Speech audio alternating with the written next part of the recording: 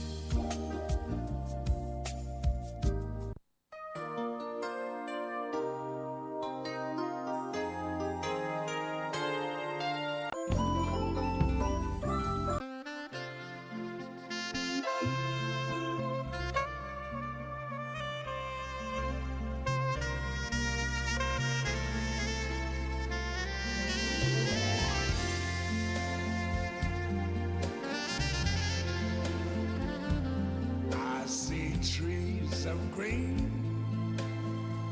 red roses too. I see, and I think to myself, what a wonderful world.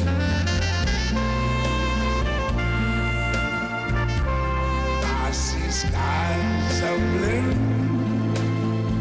and clouds of white, the bright blessed day, the dark sacred night, and I think to myself,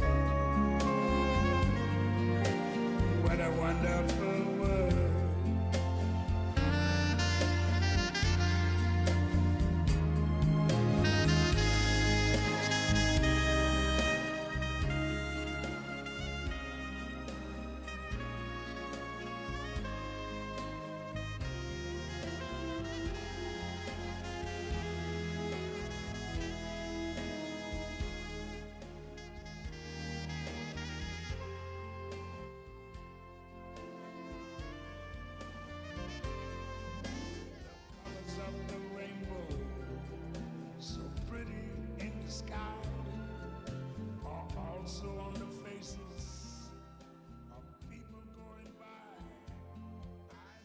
Good morning, ladies and gentlemen.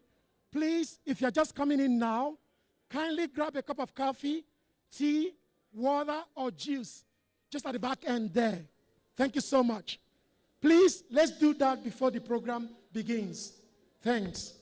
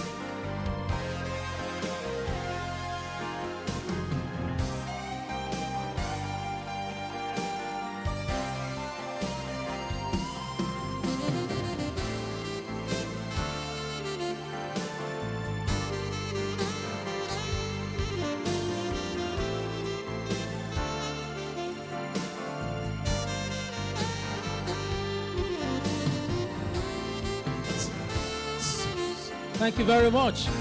All right, good morning, ladies and gentlemen. I'd like to welcome you to this occasion. And I'd like to quickly ask you to please be on your feet as we honor distinguished valedictorian for today. I'd like to ask you to please be on your feet in honor of Professor Shokunbi, Professor Wuraola Shokunbi, as she steps up to this other side of the auditorium, and then we get the program started. Thank you very much. May the feet of elders never cease in our land. Thank you very much. Someone who has served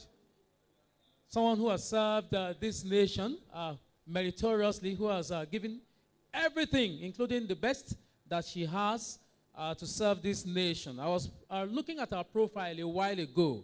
She has served 44 years in excellent clinical practice, and 35 years in academic career.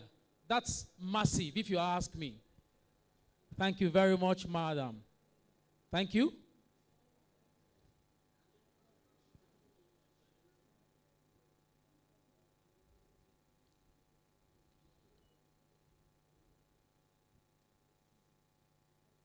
Please, Prof, we'd like you to please step up here.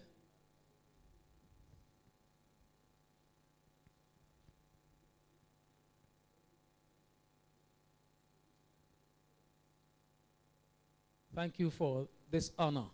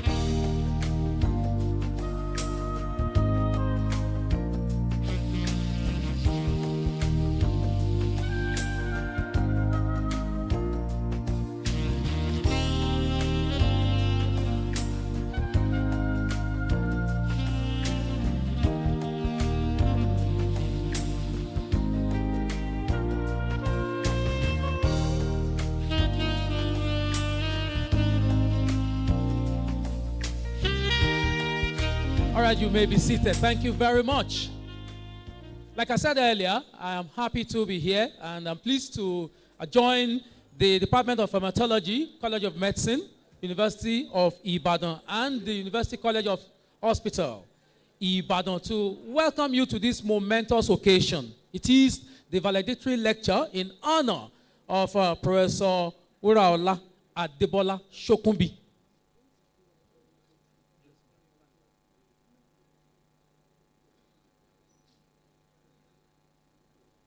All right.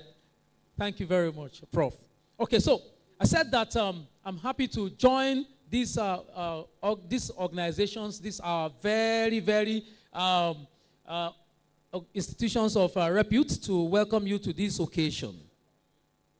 Once again, my name is Michael Olatunbosun, and we're starting the program in earnest this moment. We'd like to open the program with prayer, and I'd like to invite Reverend Father Francis Adelabu to make the prayers, please. Reverend Father Francis Adelabu for the opening prayer.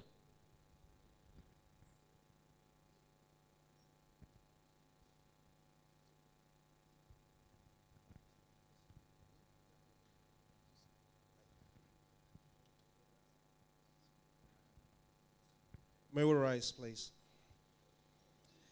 In the name of the Father, and of the Son, and of the Holy Spirit, amen. Heavenly Father, we thank you, we praise you, we bless you. We thank you for your goodness, we thank you for your kindness, and in a special way, we thank you for our mother, Professor Wuraola Adebola Shokunbi, whom you have been with for these past 44 years in clinical service and 35 years of academic excellence. We thank you for being with her, and we thank you for the great gift which you have made of her to the entire humanity. We ask you, even as we gather for this valedictory lecture, that you send your Holy Spirit into our midst, guide and direct all our activities. We ask you, Father, that you continue to bless the celebrant of this day, and at the end she may be filled with joy, all to the glory of your name and for the good of humanity. We ask this through Christ our Lord. In the name of the Father, and of the Son, and of the Holy Spirit. Amen. Thank you very much. While we're still on our feet, we'd like to take the national anthem as well as the university anthem. The national anthem and the university anthem, please.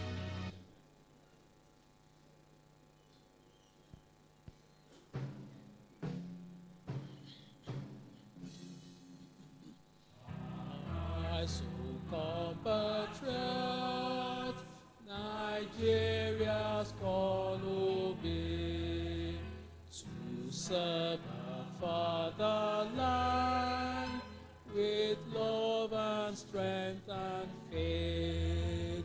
The labor of our heroes past shall never be in vain.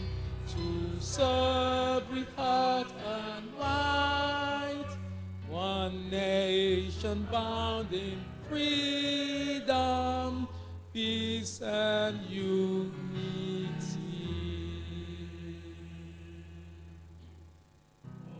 God of creation, direct our noble course, guide our leaders right, help our youth the truth to know, in love and honesty to grow, and live in just and true. Great lofty heights attain, to build a nation where do I anthem? And justice reign.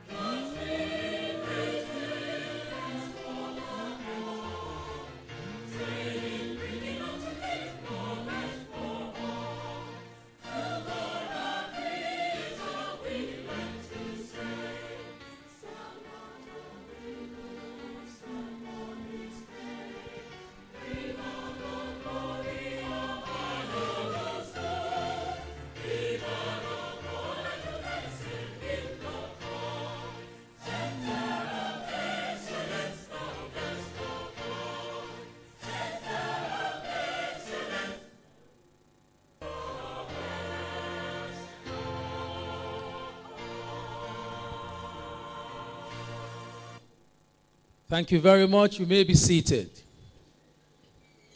I'd like to quickly invite for recognition and for high table the following distinguished personalities. Starting with the guest of honor for today's occasion, the Vice Chancellor of the University of Ibadan, the Premier University, the Federal Republic of Nigeria. I'm talking about Professor Cordially Adebola. If he has a representative, we'd like to know. All right. Okay. I also like to invite in absentia. She just told me that she has to dash to the University of Ibadan very quickly for an urgent assignment. So we're expecting her back in a few minutes. I'm talking about the Provost, College of Medicine, University of Ibadan, Professor Olayinka Omigbodun.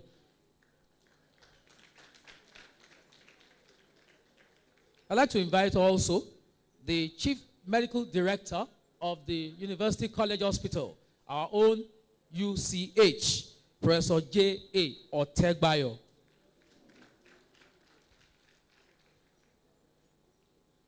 Professor J.A. Otegbayo, please.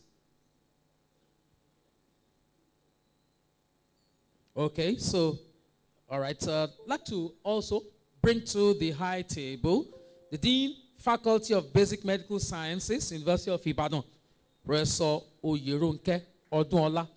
Professor Oyerunke Odunola, please. Welcome, Prof. All right. I'd like to quickly bring up the chairman of today's occasion, Professor Fola Eson, please. A round of applause for him, please.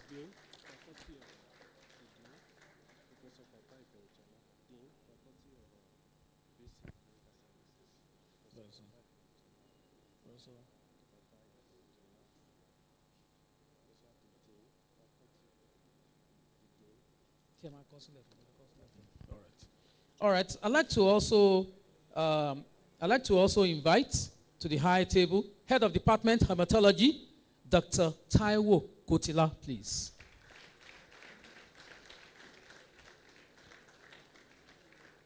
Very much welcome, ma'am. The guest lecturer for today's occasion is Professor Omolade Awodu. Professor Omolade Awodu, please. Very much welcome, Prof. All right. I'm told to also invite the Dean, Faculty of Basic Clinical Sciences. All right. Professor Fatai Feintola, please.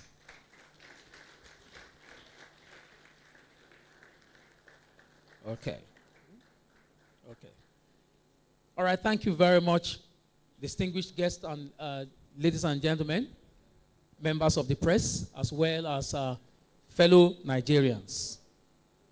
I'd like to quickly tell you that it's going to be a breezy occasion today. And Mr. Chairman told me already that we have to be very quick and sharp with the occasion. So very quickly, I'd like to invite to give us the welcome address for today's occasion, Dr. Taiwo Kotila, the HOD Haematology.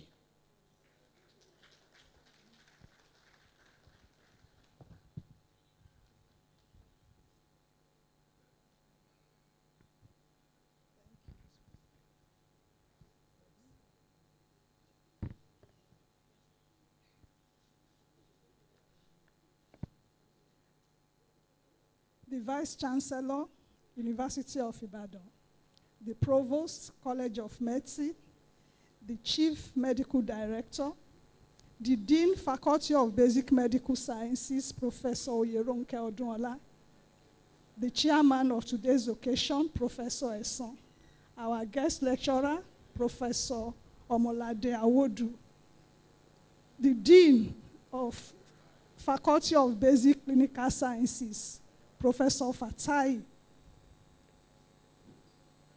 Feintola. Good morning, everyone.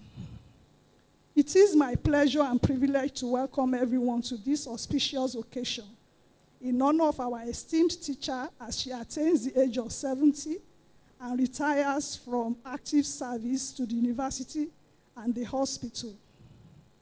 It is indeed the end of an era, not only for hematology, but also for the University of Ibadan and the University College Hospital, going by the number of valedictory programs in the past 1 year.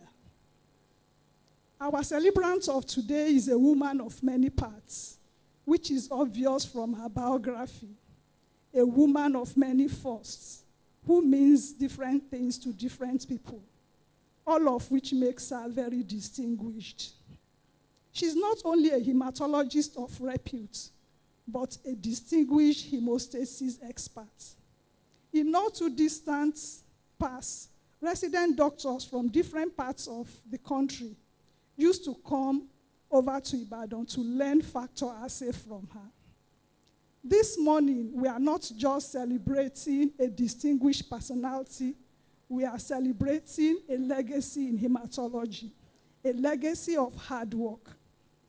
I remember some months back, maybe some 3 or 4 months back, I was in Abuja for a workshop. After my program, somebody came up to use the room and was putting up PowerPoints, and I saw obstetric care of sickle cell disease patients. So I decided to stay back and just enjoy the lecture, seminar. And so after the seminar, I asked a question and I introduced myself. One of the oldest professors there said, Ibadan, UCH, when any sickle cell disease patient is in labor, the whole department is in labor. So that's the legacy that was given to us.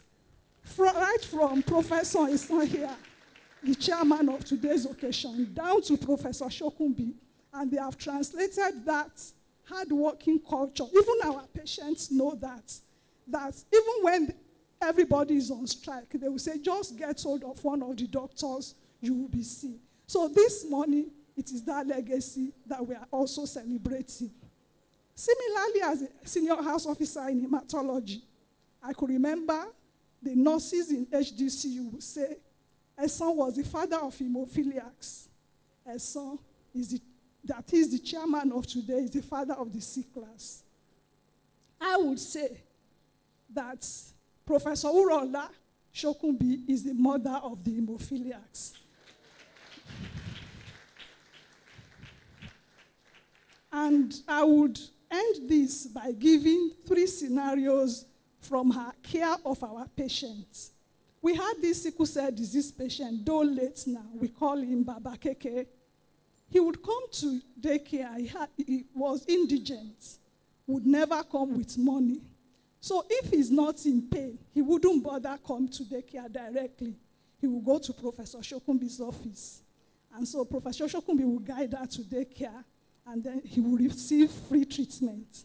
And if he's in such pain, he will come lie on the bed. He will be treated. When they are asking for money, he will keep quiet. He knows that Professor Shokunbi will come by. And if Professor Shokunbi is not around, Mr. Olomu will come to his aid. Similarly, we have a hemophiliac patient, Ajiboye. Ajiboye is not really indigent, but I think the family had gotten tired of the illness, and they know that the departments will come to his aid. Ajiboye too will come. All of them will come not only to get free care, but they will also get transport fare back home, courtesy of Professor Shokunbi. About 2 weeks ago, we ran a program. We had these factors donated to us by the World Federation of Haemophilia to give freely to our patients. But of course, they have to pay consultation fee. So Ajiboye came in, needing help. And so we gave factor to him. But the nurses insisted that he would pay. And I just said, Ajiboye, go and pay today. So he disappeared.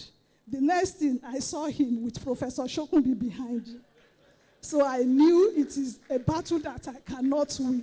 So Ajiboye went away freely, no consultations paid, nothing, and probably also went on with transportation fee. Finally, I want to also talk about the Afolabi sisters. That's about 5 years ago. They had the massive leg ulcers I've ever had. And at that time, somebody donated like $500,000 to the department for the care of indigent patients.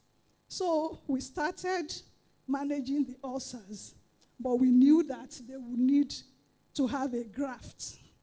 So, involving operation. And you know, right from the onset, we would give money from this grant, from this donation. And then it came to the surgery. Professor Shongi said, you know, we just have to assist them and complete the work. All of us will grumble and say, why would we send? But we couldn't face her to tell her that. So this morning, that is who we are celebrating, a matriarch of the hematology profession, not only in UCH, but all over Nigeria. So kindly join us in celebrating this woman of virtue.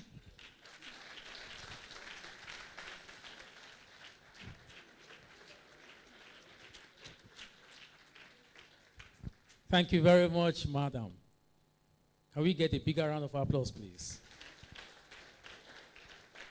Okay, with the permission of the chairman of this day's occasion, whom I'm going to bring up very soon for his opening remarks, I'd like to very quickly mention the following distinguished personalities for recognition. Professor Abiodun Ilesami, former CMD UCH, is here. And his wife as well. Very much welcome, madam. The first chief medical director of the University College Hospital, Professor Akonde, is also here. It is the turn of the elders indeed. Welcome, sir, Prof. Professor Ojengbede is also here. A former vice chancellor of the University of Ibadan is also here, Professor Olufemi Bamiro, and his wife. You're very much welcome, madam. Professor Ogundiran, Dean, Faculty of Clinical Sciences, is also here. Prof, welcome, sir. A former minister of the Federal Republic of Nigeria and former vice chancellor is also here. Professor Adewale is here. Professor Adewale. All right. Thank you very much. I'm also instructed to also introduce Professor Bazuaye Moses. Is it Moses or Nosa? Right? Okay, so Professor Bazuaye, are you here, please? Okay, you're welcome, sir. The Chief Medical Director, Igbinedion University Teaching Hospital. You're very much welcome. Deputy Vice Chancellor, Igbinedion University, Okada. You're also very much welcome. All right, so I'll quickly also introduce the others as I get the names. And if I've not introduced you, well, I will do that in a moment. I'm also asked to introduce Professor Ajayi to this gathering. Professor Ajayi, please.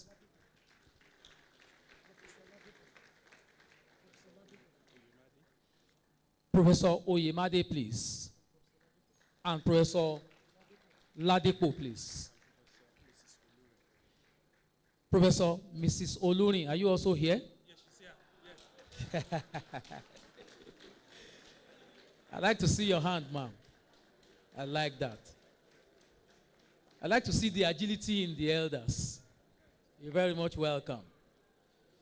Ladies and gentlemen, I'd like to invite the chairman of today's occasion to give us his opening remarks for this momentous occasion. Professor Fola Eson, please.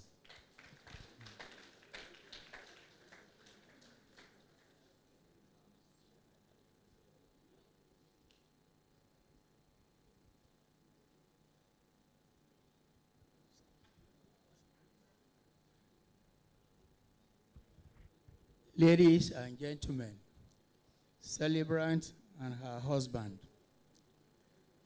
the protocols have been properly established by the head or department of Haematology. I want to implore all those who will be asked to come and speak not to tell us the same retinue of names that have now been properly mentioned. I once had the ill luck of attending the first convocation lecture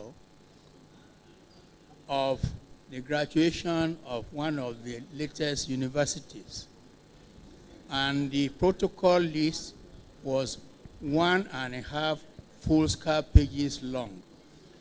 It took my friend, who was a vice chancellor, nearly 7 minutes to be able to read through this. So please, if you are asked to come and talk, just tell us what you want to say and forget the protocols. Time there was in this university when all we did was to doff hats and people still did what they needed to do. For me, I am extremely pleased to be here. To see the baby I saw on the back of her mother 70 years ago when she was barely 3 months old in the company of his late brother, the greatest mathematician I ever saw in my life, Professor Wuraola Adebola, and a few of our classmates in Christ School, Ado-Ekiti. Wura.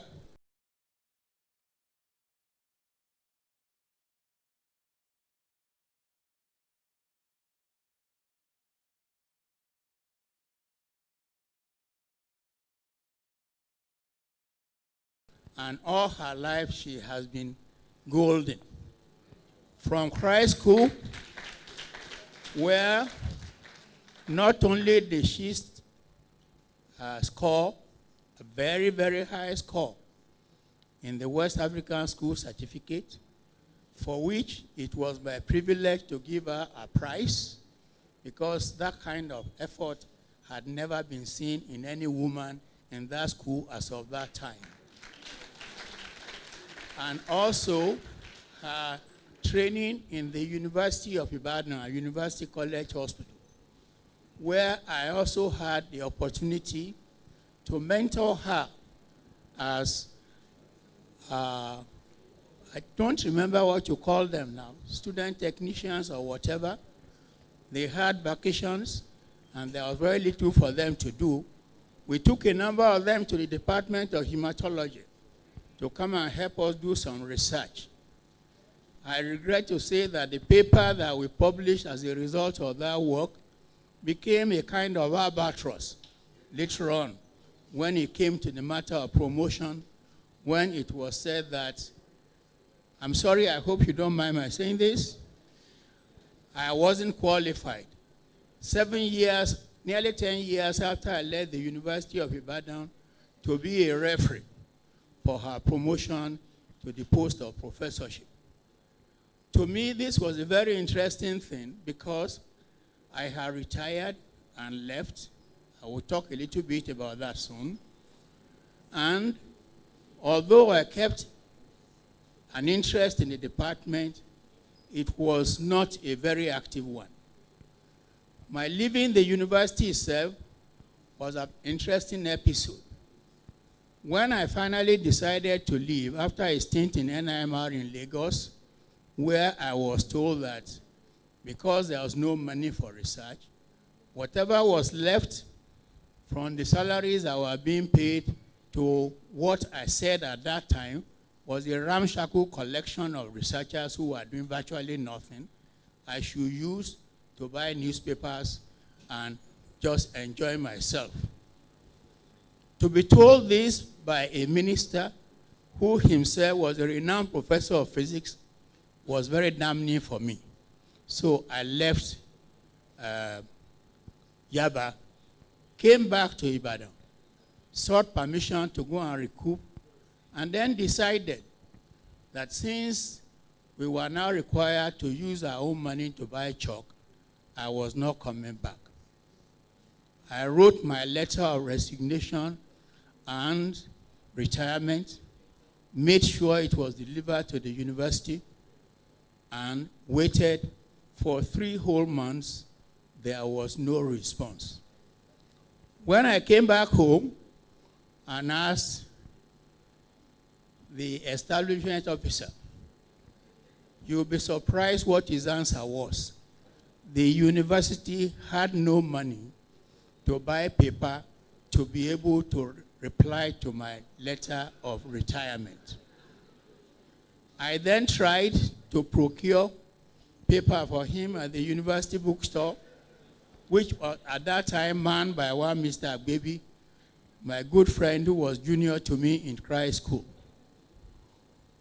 He was talking to a friend, and he wanted to accompany me, and I said, no, don't worry, I know my way around still. I couldn't find a single ream of paper in the university bookshop shelf. However, there were a pack of 9 already marked for selling, taken by somebody by the door. He was looking for something else. So when I came back, and Agbebi saw me and said, what is it that did I said I couldn't find it. He said, look, my friend, bye-bye. So we went again and searched. We couldn't find. So he said, Oga, take this one. If you try to pay, the person who's put them together may come and find you there. I will pay. So run. That was how I got my letter of retirement to be written. Now, a lot has happened since that time. I don't think that was the lowest point at which the university got. It got lower. But one thing I like to say, and say it loudly, that I have been very, very impressed with the Renaissance. I don't know when it started, but it is obvious to those of us who are outside that the Renaissance is here. Ibadan is moving, and is moving forward. In particular, I would like to pay tribute to the provost, whose activities have been enormous. So enormous that every time I see what she's writing, I just wonder what next. So, Madam Provost, thank you very much. But in doing all of this, you are acting on the basis of a sound foundation that many of my colleagues that I see on the front row, some of them a little older than myself, some a little younger. But as we go on in life, it is interesting to see how our people grow. It is interesting to see how our people grow. No one will have predicted that we will be doing this for Wura this day when I met her in August 1953. I was in Form 3. But it became obvious when she entered secondary school. That was when I became more interested about her. And so I am not surprised that you are here. I want to thank you all for coming. You are doing a very good job by coming to see us here. Wura, this is not the end. I want to leave a little bit of advice. Some of this, please sit down. You have consulted me before, and I'll say it publicly. I'm going to retire now. What should I be doing? And I said, people like you should be sought after by the new generation of universities. You know what her answer was? Should I say? He said, but I cannot leave my husband.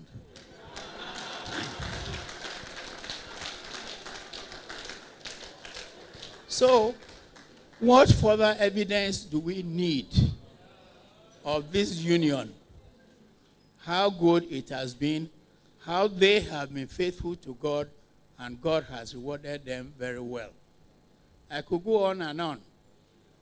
I recall, this is going to be my last story. At the age of 70, a number of people came to me and said they were looking for a provost of a medical school. And I said to them, incidentally, one of them was a cousin. And I said, you must be mad. What do you want me to go and be provost for at 70 years? I retired, I'm no longer working. Somehow, they got my CV, and before I knew it, I was asked to come for an interview, which in itself was very insensitive, I would have thought. While I was trying to make a decision, I got to hear and to know that this young lady behind me was one of those who had been sought to come for the interview too. I had no idea whatsoever. Then on Saturday afternoon, she called me and said, Prof, are you going to be in Ibadan tomorrow? I said, yes, I'm in Ibadan. I'll come and see you. You know the house, of course. So she came and then said, first, I wasn't celebrating anything. I saw her carry a hamper. I thought she was going to go from my house to somebody else who was celebrating something, in which case, the hamper should have been left in the car. But she entered into my sitting room and said, okay, I want to come and tell you something. And she knelt down. I've been asked to come for an interview on such and such a date. I understand that you two are going. So, I'm telling you here and now, I cannot compete with you. I will not compete with you. Please take this as evidence that you have that position. Certainly, I'm not going to be your competitor. So, what else can I say? From a little baby to somebody about to retire or at the peak of her career, giving credence and I forgot the right word, looking after the interest of the people who are senior to her and that of the family. I understand that her 4 children turned out to be engineers. So that's a loss in medicine. But it's a continuation of what I mentioned before. 2 of her brothers, one of them was my classmate. They are renowned mathematicians. So, and where else can you use mathematics better than in engineering? I wish them well. I know they are succeeding. And I thank you very much for the love and training you have given to them. Finally, before I exceed my time, the Department of Haematology has a fairly long history in Ibadan. Because Professor Eddington was interested in hemoglobinopathies, he had created a sub-department of hematology under pathology. Fast forwards, we got our independence, just like Ibadan started as a college of medicine, as a college of London, got its independence and became Ibadan. We blazed the trail in hematology in that we were the only department that I can remember who embraced the postgraduate degree of M.Med to start with, which many of you will not remember if you ever heard about it. Master of Medicine, we graduated 2 students. We were the first group to start an MSc program in that department, which was open to both doctors and non-doctors. We graduated a number. The department was instrumental in the formation and development of the National Postgraduate Medical College of Nigeria, of which I happen to have been for 10 years, secretary to the Faculty Board of Pathology. So we have been blazing the trail for a long time. So I hope that those of you who are going to be left behind will continue to do this. It was a center for the WHO reference center for G6PD for the whole of Africa. So I'm not surprised now that they are the center for hemophilia research as well. I urge you to continue this. Finally, those of you who were here when hematology had this kind of thing not too long ago, we spent more than 2.5 hours, sometimes prostrating, sometimes berating, sometimes cajoling, when the so-called strikers, the Academic Staff Union of Nigerian Universities, seized this very hall at the beginning of a very important international conference. Thank God that the union has now been broken into 2 or 3. I hope we will never see that again. As the head of the department said, we in hematology established a system whereby nobody was left uncared for. We were the first group to have inside the hospital a personnel on-call room, so that whether there is a strike or there is no strike, we try to make sure that people are seen. We were the first to start a unit which was called a daycare unit, where all the patients were seen and sent back. And I could go on and on. But it's only because people who succeeded us carried on this idea and made it better. And this is where Wura excels. Thank you very much for being who you are, for being good. May God continue to be with you, and Godspeed in whatever you do again. Thank you very much for listening, ladies and gentlemen. Thank you very much, Mr. Chairman, sir. Can we give him a big round of applause, please? Thank you very much, Mr. Chairman.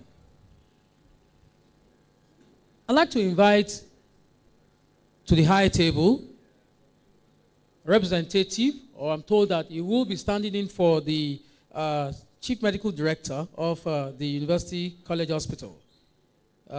He is Dr. Adeoye. He's the Chairman, Medical Advisory Committee.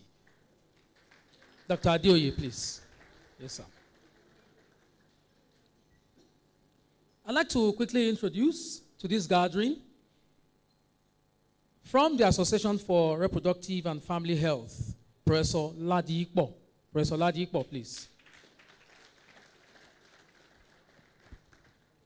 We have someone here, someone special, who has a special mandate. I'm told that she wants to present a bouquet of flowers to Professor Shokunbi on this day of joyous moment. The name is Dr. Adebimpe Okunade. Dr. Adebimpe Okunade, please.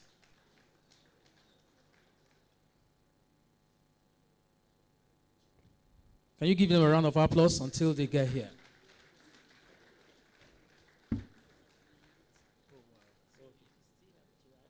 Okay.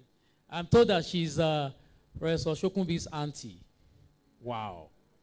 Wow.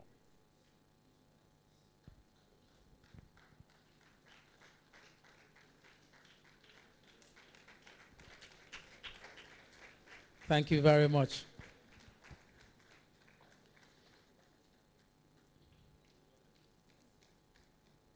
Thank you very much. Professor Phillips Olatunji is of the Olabisi Onabanjo University Teaching Hospital and the National President of the Society for... Okay, National President, College of Nigerian Pathologists. He's a professor of hematology and, he's a professor of hematology. Well, I'd like to just say, I'd like to ask for you to allow me to just introduce everybody, every other person who is here, every professor who is here, all professors and all head of departments, because if we have to mention everybody one after the other, we would have to, maybe spend all the day in this auditorium. I'm told to also reintroduce Professor Bazuaye Nosa. He is the Chief Medical Director of Ibadan University Teaching Hospital. He's also the Deputy Vice Chancellor of Ibadan University, Okada, and also, very importantly, the first bone marrow transplantologists, Nigeria and West Africa. Wow. Thank you very much, Prof. I'm also told to introduce to this gathering Professor Akinyinka Omigbodun. He is a former provost, College of Medicine, University of Ibadan.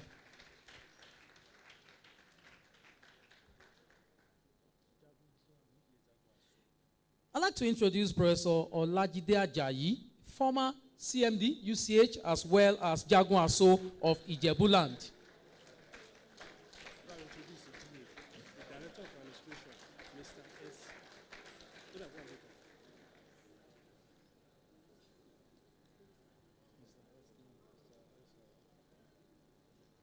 Okay, so Mr. S. Oladejo, Director of Administration, University College Hospital. You're very much welcome, sir. We return to the remarks. I'd like to just state here that I'm not sure whether, I've not been told whether the Vice Chancellor has a representative yet. So whenever the representative of the Vice Chancellor comes in, we'd like to take the Vice Chancellor's remarks. All right, so the remarks of Professor Olayinka Omigbodun also will be stood down for the moment. I have a representative of Professor Otegbayo, the Chief Medical Director. I wouldn't know whether you have remarks from the CMD. Please, sir. Well,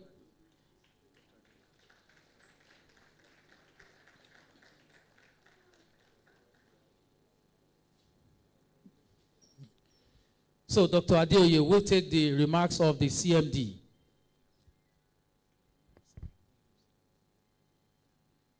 Yeah, the chairman of this occasion, Professor G.J. Hev Esonsad, our dear daddy, the vice chancellors, the provost, deans, past CMDs here, past provost, past VC, past minister,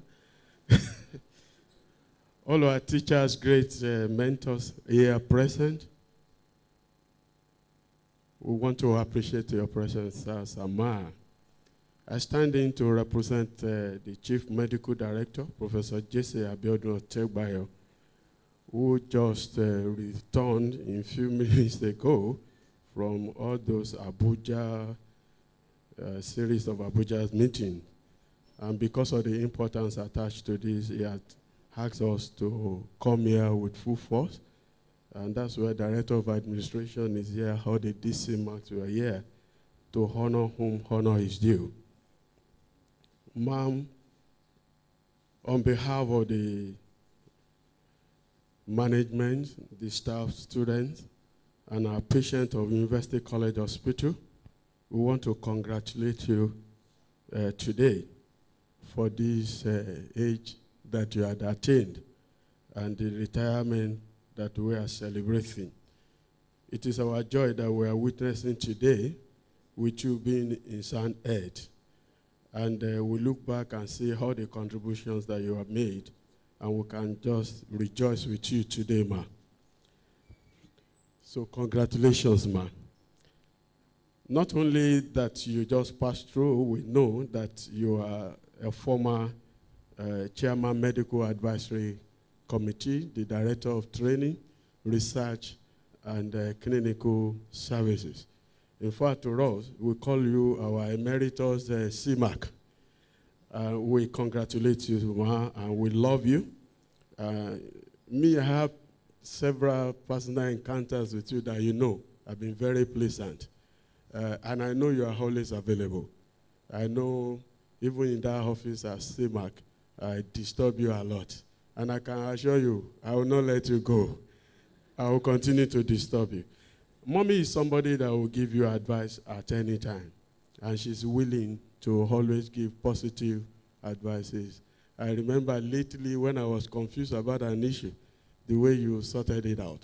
It shows you're a good mother. We'll celebrate you. We'll just say that God will keep you for us, and He will give you long life. You live long and live well to reap the fruits of your labor. Mommy, you make it to heaven. Congratulations. Thank you, everybody.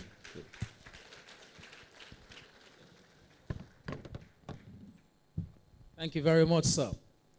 I'd like to invite to give our own remarks as well the Dean, Faculty of Basic Medical Sciences, University of Ibadan, Professor Oyeronke Odunola, please. Round of applause, please.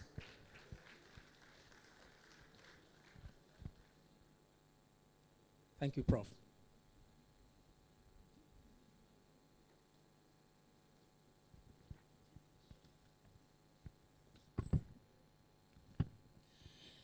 The chairman of this occasion, sir,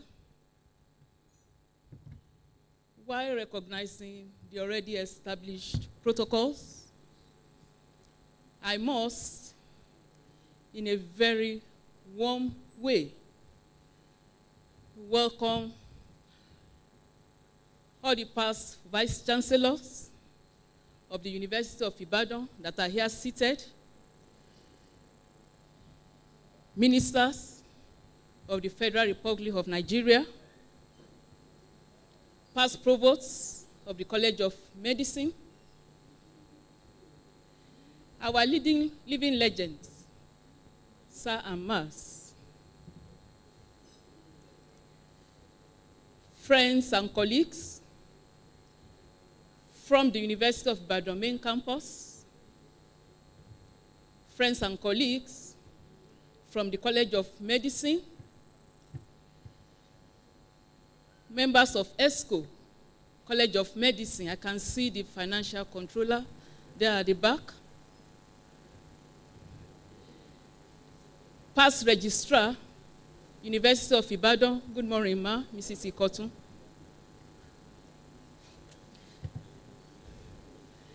Egbon and auntie, congratulations.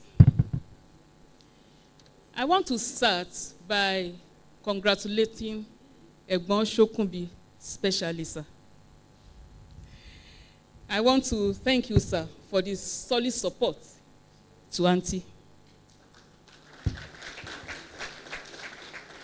The encouragement, sir, and the enablement you gave her. It was very rare in those days for a female gender to shine growing up like auntie did. Thank you very much, sir.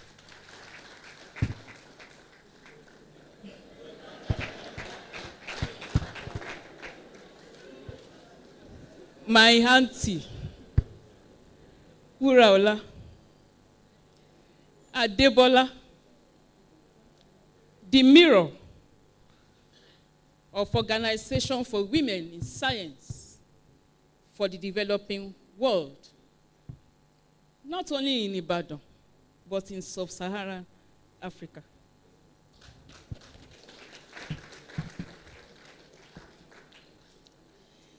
The highly referenced leader of ICOMA worldwide.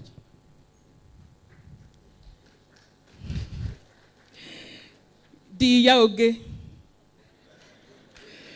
of our Faculty of Basic Medical Sciences. The voice that make others silent. Congratulations, ma. My auntie, Yawegba. Are you ready for this? I was one of your secret admirers. When you were the sub-dean undergraduate of our faculty, between the year 1991 to 1995. Your level of articulation, ma, and smartness till date is very rare. And we are going to miss this. You encouraged those few of us that were females then in the faculty. Thank you very much, ma.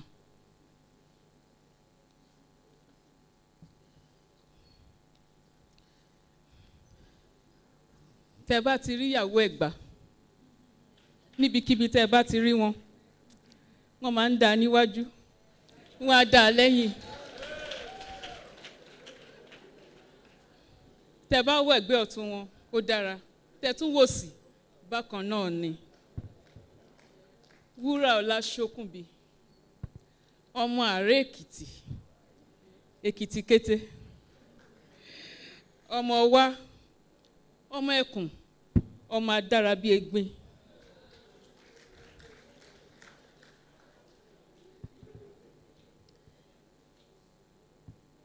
Èkìtì ò lè fẹ́ràn yán bí ọkà. Èèyàn ò lè fẹ́ràn, Èkìtì ò lè fẹ́ràn ọkà bí iyán. Àwọn lọmọ aṣọ àpáta dowó. Gbogbo ọmọ Èkìtì lúlé lóko àti níbẹ̀. Ọmọ wa nìyí o. Ọmọ wa nìyí o. Ẹ dára níwájú, ẹ tún dára lẹ́yìn. Ọmọ wa nìyí o. Congratulations, ma.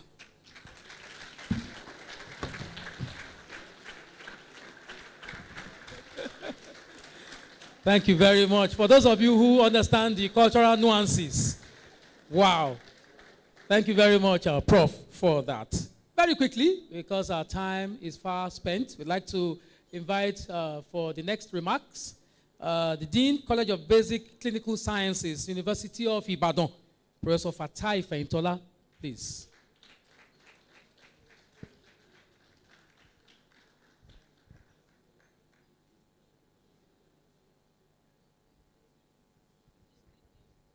Congratulations, man. Congratulations, my auntie and my uncle. The protocol has already been established. Unfortunately, I've also been ordered not to dish out a page of protocol. But I must appreciate all my teachers here present, former vice chancellors, former provosts of College of Medicine. Fortunately, the husband of the celebrant is also a former provost of the College of Medicine. I appreciate all the past CMDs. I see Professor Ajayi seated, and all my other teachers, Professor Emeritus Akande, the first provost of the College of Medicine as well. All the other courtesies duly extended. I don't have much to say, especially because if I talk too much, I will expose a lot of secret. And since I will not want to take a knock after leaving this podium, I would rather keep it very short and precise. My uncle is already looking at me, and especially because I wouldn't want also to have a cane when I leave this place. But I must say a few things. I fondly call Professor Wuraola Shokunbi my auntie, not just for fun, but because of some of the things that have been said earlier on, and especially because of the way she relates with me specially. I would say, without any equivocation, that humility is very uncommon. As I speak here now, Prof still refers to me in the plural form of Yoruba, Prof, that kind of a thing.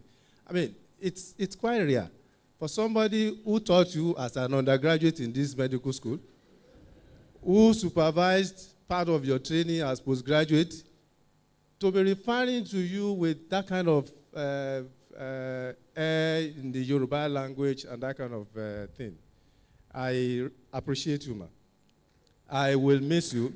It's not only hematology that will be missing you. I know that, fortunately, I can find my way, even if others will not be able to do that.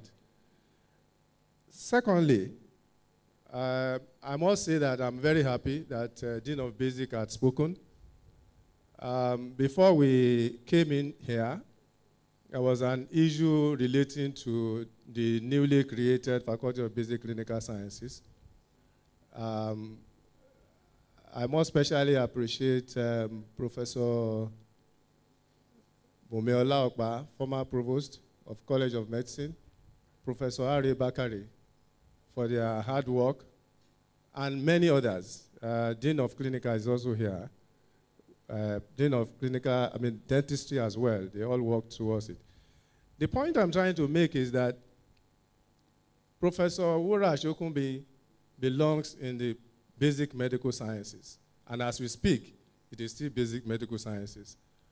But with the approval of the University of Ibadan and the creation of basic clinical sciences, there is now another dean who now stands in basic clinical, which now includes hematology.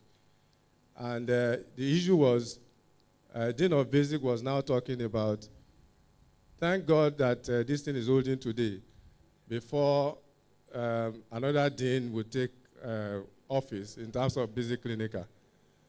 Otherwise, she said she would have just used fiat to stop this program. It's a secret that I've let out. I hope, well, fortunately, I'll be moving to basic clinical. Thank you very much. Congratulations. Welcome.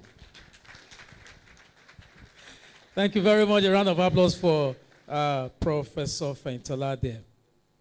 Okay. I'd like to quickly recognize, before we go to the profile of Professor Wuraola Shokunbi, that will be read by Professor John Ayodele Olaniyi. I'd like to quickly recognize the National President, Medical and Dental Consultants Association of Nigeria, Dr. Victor Makanjuola. Dr. Victor Makanjuola, please. Thank you very much, sir.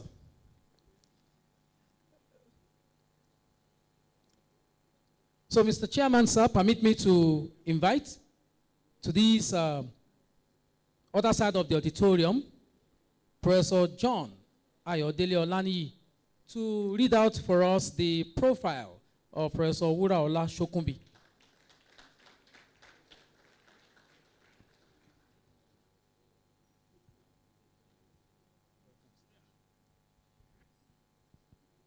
Good morning, ma, and congratulations. Good morning, sir, and congratulations. Standing on existing protocol, my mandate is to read the profile of Professor Wuraola Shokunbi. In bits and pieces, most of this information have been alluded to. Professor Wuraola Adebola Shokunbi, a scholar Colossus, an astute physician, was born on the 7th of August, 1953, in Ekiti, in Ekiti State. Her father was Chief Joseph Adeoba Olaofe, Balogun Ijo, St. Andrew's Anglican Church, Ekiti. And her mother was Chief Rachel Yeola Olaofe, both from the royal families of Ekiti and Oye Ekiti, respectively. She attended the prestigious Christ School at Ekiti and graduated with grade 1 distinction in 1971. That's the beginning of distinctions. She is an alumnus of University of Ibadan and graduated with another distinction in obstetrics and gynecology in 1978. Yet, she found her way to hematology. She's an alumnus of the University of Ibadan and graduated with, She obtained the fellowship of the National Postgraduate College in 1985 and became a fellow of the West African College of Physicians in 1988. She became a professor of hematology in 1997, and she's retiring today after 44 years of excellent clinical practice in the field of hematology and 35 years of meritorious academic career. Thank you very much. Professor Wuraola Adebola Shokunbi has contributed in no small means to the field of hemostasis in Nigeria, and in retirement, she plans to continue to mentor younger colleagues and support the care of persons living with hemophilia in Nigeria. Professor Shokunbi has many feathers to her academic career. She's a Foundation Fellow, Nigeria Academy of Medicine Specialties, FA Med 2021. Doctor of Medicine, MD 2020. Foundation Fellow, Nigeria Academy of Medicine, FNA Med, also 2020. And Fellow, Nigeria Academy of Science, FAS 2014. In addition, she has a certificate in immunology of the University of Ibadan and a certificate in HIV/AIDS prevention, Hokkaido in Japan.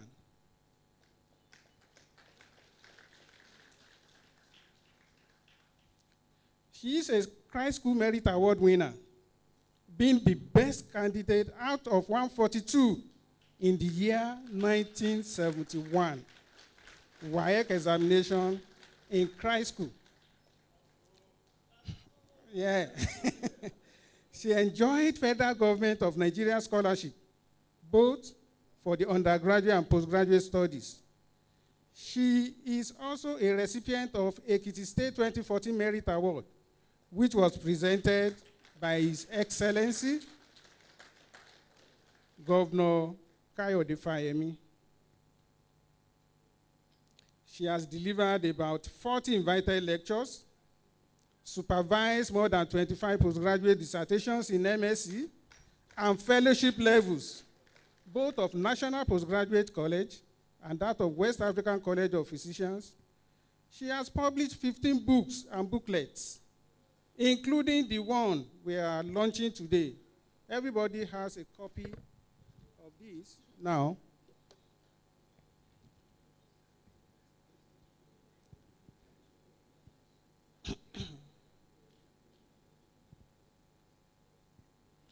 Okay. Professor Shokunbi has also held many administrative and leadership positions, including but not limited to ICOMA President worldwide, Chairman, Elector, Hospital Board Management, M1 Oyo State President, and then President, Nigerian Society for Hematology and Blood Transfusion, and head of hematology department for over 13 years at different times. She has chaired several committees in both the University of Ibadan and University College Hospital, Ibadan. At the university level, she was a Dean undergraduate, Assistant Warden Alexandra Brown, and Chairman, Board of Health, amongst others. She was the first female chairman, Medical Advisory Committee, and Director of Medical Services, Research and Training, University College Hospital, between the period of 1998 and 2002, as well as the first female chairperson, MD Khan, UCH Ibadan, between the period of 1997 and 1998. She was chairman of Association for Reproductive and Family Health, and now member, Board of Trustees, Association of Reproduction and Family Health.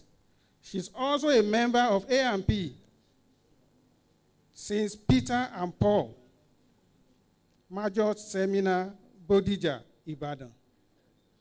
Nationally, she was a member of PPIC, Presidential Project Implementation Committee, during President Olusegun Obasanjo's regime, the committee was mandated to oversee the refurbishing of 16 teaching hospitals, including UCH, Ibadan. Thank you. Professor Shokunbi is an astute teacher. All of us can attest to that, and a learner. She has attended at least 120 local and international conferences and workshops.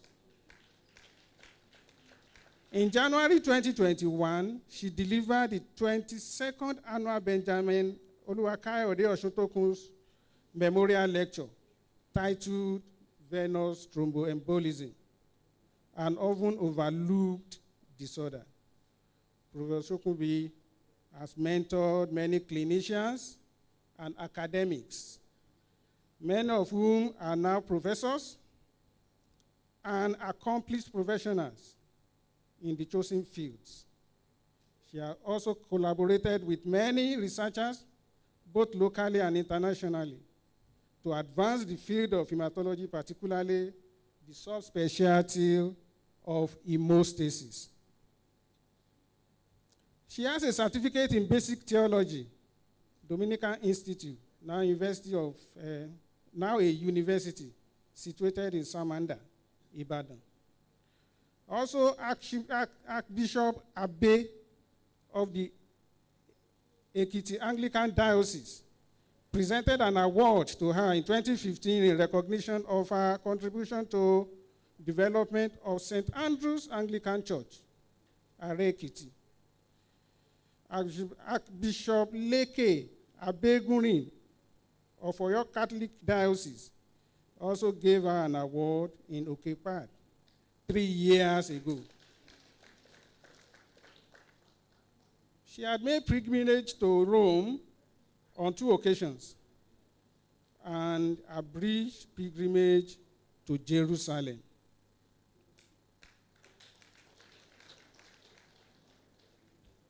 She's married to Professor M.T. Shokunbi,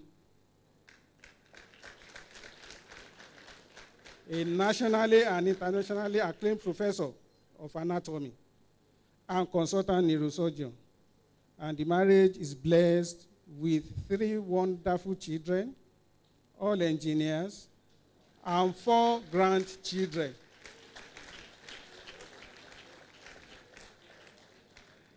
We all grew up together in the department.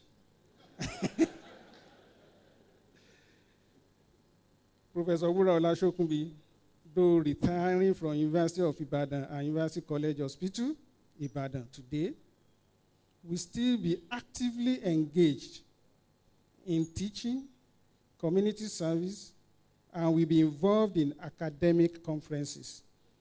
I don't expect anything less from her. So with her vast knowledge, excellent leadership skills, and life of sacrifice, Professor Wuraola Adebola Shokunbi has contributed immensely to the growth and development of hematology, most especially hemostasis in Nigeria.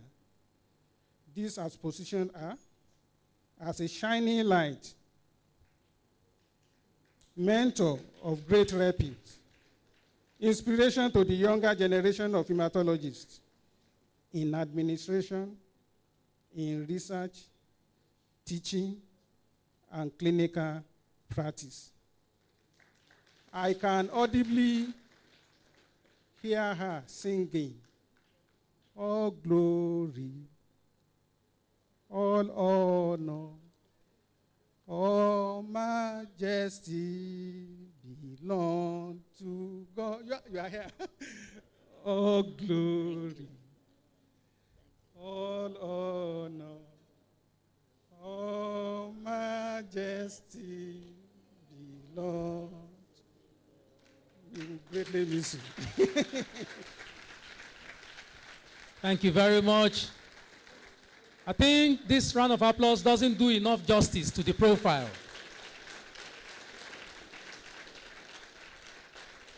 And I'm also convinced that I was trying to tell Dr. Ogundeji a while ago that, You know, this title should have been Brief Profile of Professor Wuraola Adebola Shokunbi, because I know that it is much more than this. If you believe so too, can you give a big round of applause? Thank you, Prof, for service to humanity. Wow. Okay. All right, so with the permission of the chairman, sir, I'd like to also go to the next item on our program, which is the profile of profile essentially of our guest lecturer for today. Talking about Professor Molade Awodu. The citation will be read by Dr. Peter Ogundeji. Can you give him a bigger round of applause, please?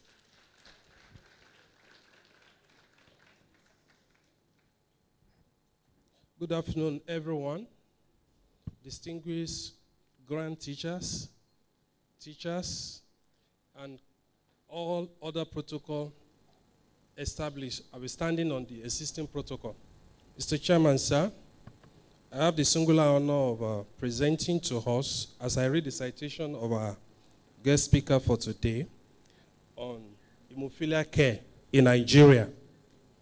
Please, Prof. Thank you. Professor Awodu is a professor of hematology at the School of Medicine, University of Benin, and also a consultant hematologist at the University of Benin Teaching Hospital, Benin. A clinical and research focus are to deepen the understanding of thrombotic disorders, that is to say blood clots and bleeding disorders, thereby fostering their diagnosis and treatments, as well as generating research interest in the field. Professor Awodu's work on lipase anticoagulants generated interest in the antiphospholipid antibodies in the West African sub-region. She has trained and mentored several hematologists. She hosts over 30 invited lectureships, both nationally and internationally. Professor Awodu has chaired and participated in the development of guidelines for management of venous thromboembolism, management of hemophilia, and management of venous thromboembolism in obstetrics and gynecology in Nigeria. She is the chair of Thrombosis and Hemostasis Group of the Nigerian Society for Hematology and the director of the South-South Hemophilia Treatment Center in Nigeria. She has also served in other capacity, including past head of Department of Hematology and assistant dean of the School of Medicine, University of Benin, as well as board member, a member of Court of Examiners, Faculty of Pathology of the National Postgraduate Medical College of Nigeria. She is a reviewer of several national and international journals. Internationally, she is an elected member of the Council of the International Society on Thrombosis and Hemostasis, which is one of the world's largest bleeding and thrombosis group. She had in the past successfully organized important meetings in the field of hemostasis and thrombosis through the Nigerian Society for Hematology in collaboration with the ISTH. Professor Awodu is the vice president and that president-elect of the largest body of practitioners in hematology and blood transfusion in Nigeria, that is the Society for Hematology and Blood Transfusion. And she is also a fellow of the Nigerian Academy of Science.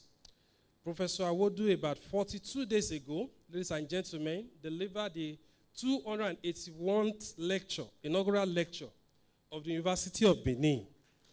So it is my honor to welcome Professor Awodu to deliver this lecture.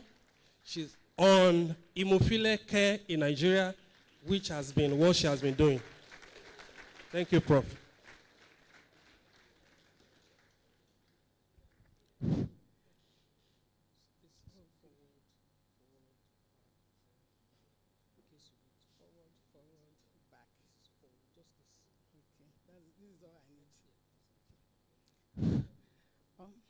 Ladies and gentlemen, thank you very much, Dr. Ogundeji, for that very kind introduction.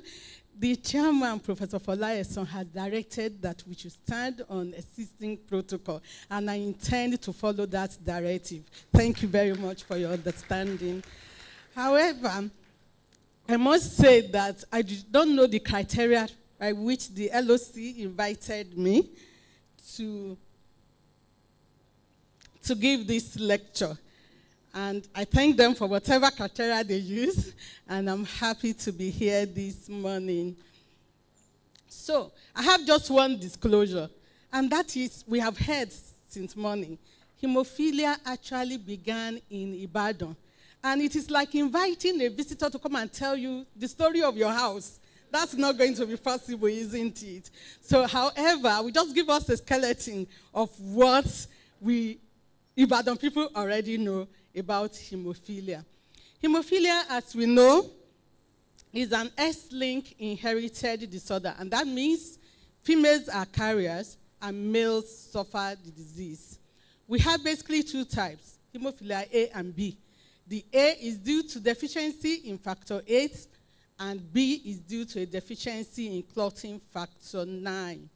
It is a complex disorder. It is characterized by lifelong bleeding. Hemophilia A is also known as classical hemophilia because it is the most common, the first to be discovered, and hemophilia B is also known as Christmas disease, being named after Steve Christmas, the first person in whom it was discovered. So, what about the epidemiology? What's the epidemiology of hemophilia? It may interest us to know that unlike most diseases, the incidence of hemophilia is equal across racial groups and ethnic groups. And this information is important as we go along. The estimated frequency is approximately 10,000 per life male birth. 1 in 5,000 for hemophilia A and 1 in about 30,000 in hemophilia B. There are about 30% spontaneous occurrences in which we may not have a family history. And so there's no need quarreling with the wife where the disease comes from. From historical perspective, the origin of hemophilia, or where it was first discovered, is not so clear. Some texts have said it came from ancient Egypt. However, in the Jewish law and writings, it has been stated there that if a woman circumcised her first child and the child died as a result of bleeding from circumcision, and then she had a second child, and the second child died as a result of bleeding from circumcision, the third child should not be circumcised. So that means it's been there for a long time, and many people had also recognized that. However, hemophilia was introduced to the world through Queen Victoria, and then it was known as the royal disease.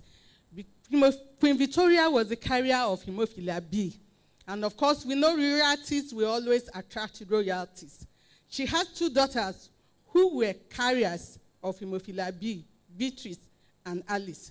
They married into the royal family of Europe, and of course, they spread disease across the royal families of Europe, and hence, it was termed royal disease. So, hemophilia was, however, introduced to the medical world by John Otto, a North American physician, and then he was the first to give a write-up about the symptomatology and the mode of inheritance of hemophilia. Hemophilia manifests as bleeding episodes, and usually these episodes are into joints and into muscles. The age of debut depends on the factor level. So for patients with severe hemophilia, they will manifest early, and they bleed spontaneously into the joints. Those with moderate hemophilia have occasional spontaneous bleeding and then prolonged bleeding following surgery, while those with mild hemophilia will bleed after severe trauma or surgery in most cases. The treatments for hemophilia had evolved over the years. From the 1900s, factor replacements had sway. And by the 1970s, the mid-50s to the 70s, we have blood products replacement. And then the life expectancy of persons with hemophilia, which hitherto had been less than 20 years, began to improve. However, the bad news came in 1980, the early 80s, with the advent of HIV/AIDS.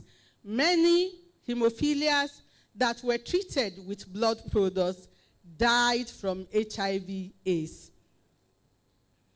And between that led researchers into researching into recombinant factor 8 and factor 9.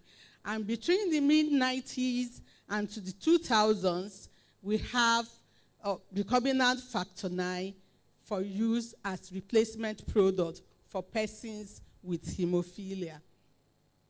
So right now, by the year 2020, the Lancet, the New England Journal of Medicine, reported about 7 successful cases of persons that had gene therapy for hemophilia.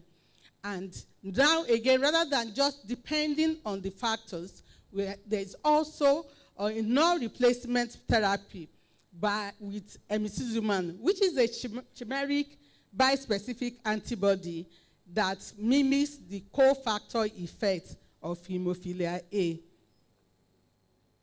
So, in Nigeria, hemophilia care in Nigeria, where are we? Before we talk about care for hemophilia or any inherited disease, we must ask ourselves some basic questions. The first is, what is our hemophilia population? The second is, what is the available diagnostic method? And then we should know about the average cost of managing the disease. What products are available? And then we should ask ourselves, what treatment options do we adopt? And do we continue with hospital-based therapy or home-based therapy? Population of hemophilias in Nigeria, the answer is simple. We did not know. And I must let us remember this quote from Legg in 1872. And he said, and I quote, that the number of cases of a given, the number of cases of a disease in a given country depends upon the previous education of the medical men and the interest in which they take in the disease. And for that, we have to commend Professor Shokunbi and Professor Essien, the pioneers, the people that made us to realize that hemophilia is not just a royal disease. It's not a disease of the whites. They researched into it and they reported cases, and they continue to sustain the interest in hemophilia in UCH Ibadan. So that we do not know shows that very few of our medical men and women are actually interested in the disease. Okay, so in 1974, Professor Essien had postulated that in Nigeria we had about 2 to 3 cases per 100,000 population. Professor Shokunbi in 2011 had also postulated that the hemophiliac population in Nigeria will be up to 6,000. If you remember the first statement, the incidence is the same across racial groups and ethnic groups. And so, if you look at the population of Nigeria, as at the 1st of July United Nations review of the population of Nigeria, our estimated population is about 224 million. And so, if you look at the global prevalence of 1 in 10,000, and life birth rate in Nigeria of about 34,000, then we could say that the estimated prevalence of hemophilia in Nigeria should be in the neighborhood of 11,000 or 12,000. Now, in the register of the Hemophilia Federation of Nigeria, we have just about 700 plus cases as at March 2023.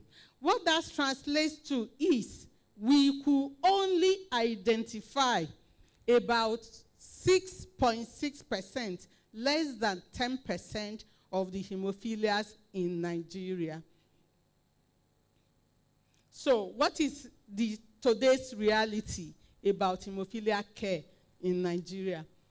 First, we do have inadequate knowledge. A number of our healthcare providers, the first responders, the midwives, the traditional, Madam called them circumcisers in her inaugural lecture. Those people that perform circumcision traditionally, they do not have enough education. And even our doctors, surprisingly, do not have enough education. And I will give you an example. A few years back, just about 5 years ago, I was called from Kaduna that there was a child that they suspected had hemophilia. They've just had circumcision for the baby, and the baby was bleeding profusely. And they asked if I have factor concentrates, and I was going to the hospital to administer the concentrate. And before I got there, the baby had already passed on, and they called me. I should not bother again. The baby had died. The sad story was the mother of the baby, the sister, had already had a child with hemophilia. And so when she told her sister that her baby was bleeding after circumcision, the sister told her it may be hemophilia. And so the sister told the doctor that the child may have hemophilia. And the doctor said, keep quiet. What do you know about hemophilia? Hemophilia is not in Nigeria. Go and get blood for this patient. So we are still very, very ignorant of the disease in Nigeria. So the other problem we have is we do not have enough diagnostic capacities. Most of our hospitals still do what we call substitution by elimination. So we do our coagulation profiles, we do our missing studies, so if it's not this, it's going to be this. But to do the exact factor assay, we need an outside body, and that costs a lot of money, which some of these patients may not be able to afford. And even the equipment to prepare the coagulation, the blood products that these patients need, they are not readily available in most of our hospitals. So then, why do we have inadequate care? Number one I mentioned is inadequate education is part of that. Hemophilia is not a government priority. We know with all the problems befuddling health status in care in Nigeria, hemophilia definitely is not on the table of government. There is inadequate infrastructure for diagnosis, inadequate education and training. I've mentioned that. Of course, we have poorly developed blood transfusion service, high cost of replacement therapy. And another more important thing is cultural issues, and I will explain. The example I cited earlier, remember, the sister did not inform the younger sister of the possibility that she might be carrying a hemophilia child, even when she gave birth to a male child. And when asked, why did you not pre-inform your sister? And she said, I did not want to be seen as wishing her bad. So that is the kind of mentality that we have in Nigeria or in the black race, and it's not helping us at all. So then, what should we be doing? So as a country, a nation, hematologists, healthcare providers, we should then be thinking of what model of care, of hemophilia care, do we adopt? Is it a no-care model in which there is practically absence of care for hemophilia? And sadly, most of our patients are undiagnosed. Like I said earlier, less than 10% of hemophilias in Nigeria are known. So this may just be the category we find ourselves. Then should we adopt a no-disease specific care, in which case we treat these patients with other adjuvant therapies, rest, elevation, compression, and all that, and we do not give the appropriate factor replacement. Then we could also adopt a disease-specific care developed in non-specialized centers. What does this mean? We have access to factors, but these factors are not administered in appropriate settings. Okay? And finally, which is what the World Federation of Hemophilia advised that countries should adopt, as well as the World Health Organization. It is what we call the comprehensive care model, or the comprehensive hemophilia care centers for management of hemophilia. It is an integrated care model which entails the continuous supervision of all medical and psychological issues involving persons with hemophilia and their families. Now, the thing about hemophilia is there are quite, other than the medical illness itself, there are a lot of psychological issues. They worry about their jobs, they worry about life partners, and they worry about life expectancy. So the management with the comprehensive healthcare model is a multidisciplinary model in which all stakeholders are involved: orthopedic surgeons, psychologists, physiotherapists, hematologists, nurses, specific hemophilic nurses. They are all should be involved in the care of these diseases. And then, of course, we should have social workers and psychologists to manage their psychosocial issues. So, hemophilia is a rare disease with very costly treatment. In a community such as ours, where the illiterate population is high, health facilities not adequately equipped, and resources very scarce, we must then adopt an acceptable model which should be available, accessible, and affordable, and should be patient-centered. So, again, back to today's reality in Nigeria. We have 14 treatment centers. These centers carry some level of diagnosis, basic coagulation and missing studies, like I said, a kind of substitution by elimination, inhibitor detection. This is a complication of exposure to factors which we do not carry. Ideally, routinely, we should be carrying out this for our patients.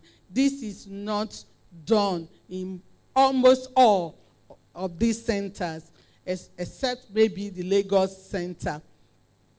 Now we have limited factor concentrates. And of course, we have very, very limited non-factor replacement. And by that I mean the emicizumab, the new antibody that mimics factor 8. And so, in Nigeria as of today, about 93% of our hemophilic populations are not diagnosed. They are not known, and they are not accessing care. We have 100% on donations through the World Federation of Haemophilia, given to us by the Haemophilia Foundation of Nigeria. This is not the case in many countries. In fact, in almost all the countries I know, except sub-Saharan Africa, the government buys these replacement factors, and then the hemophilias go to their treatment centers and assess. They do not have to source for it, and we do not have to beg for it. So, our reality is that with just 93%, with 93% undiagnosed, our reality is that many of our hemophilia will die young, and many of them will grow up severely disabled, as we see in this photograph. So, what should we be looking at as the future of hemophilia care in Nigeria? Our goal should be treatment for all. And by that, we mean there should be availability of safe and effective treatment products for all persons with hemophilia. There should be proper diagnosis, management, and a multidisciplinary approach to treatment, and access to a team of specialists. So, our overall goal should be that persons with hemophilia should be able to have full education.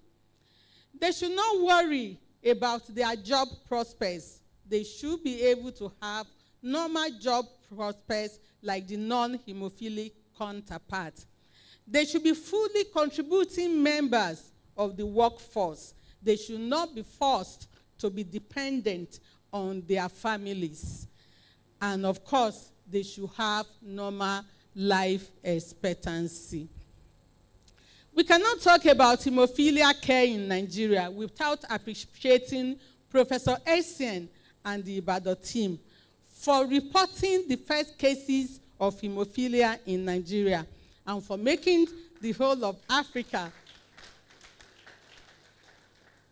to know that hemophilia is not a royal disease. We must thank the Haemophilia Foundation of Nigeria, in particular, Mrs. Megan Adediran, a woman that has 2 hemophilic sons. She took it upon herself to reach out to the World Federation of Haemophilia, and it's through her efforts that the 700 plus persons I said that we had in the registry are benefiting today. And of course, our huge thanks to our mama of the movement, and who we are celebrating today. Haematology has about 150 persons, registered hematologists in Nigeria. That is before the Japa syndrome. Don't ask me what the population of hematologists in Nigeria is now as of today, because it changes every minute, isn't it? So, Professor Shokunbi, I could count just about 4 persons in Nigeria that have worked in hemophilia, other than Professor Essien.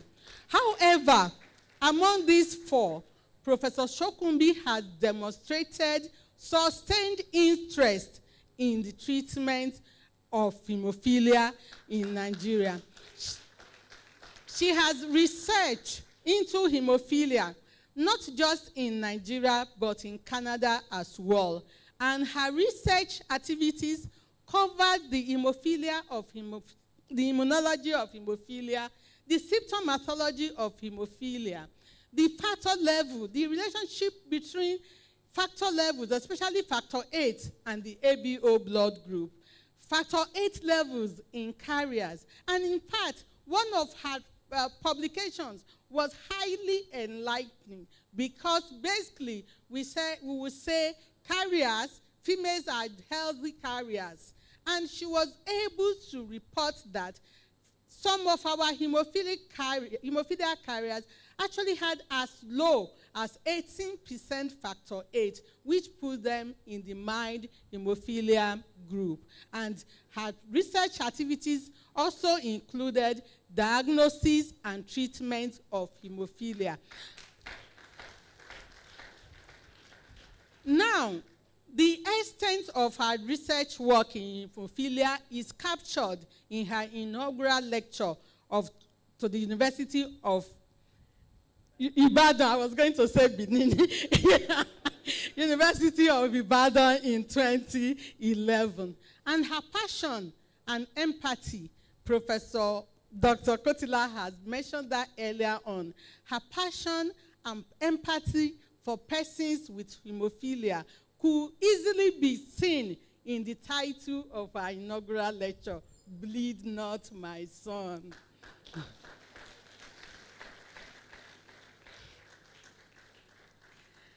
Professor Shokunbi is the Colossus in academics. We know that all this academic regalia has actually attested to that.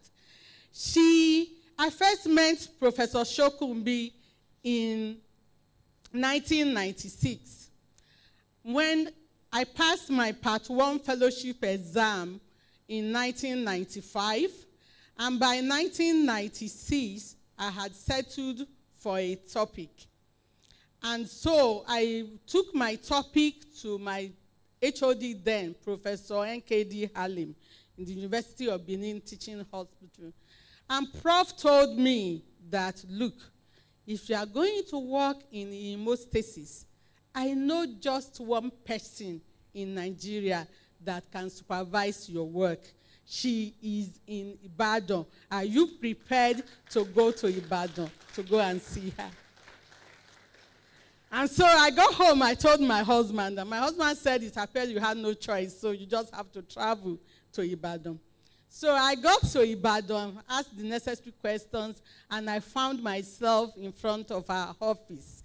I knocked, and I heard coming, and she was busy. She was writing whatever, I don't know, but she was busy.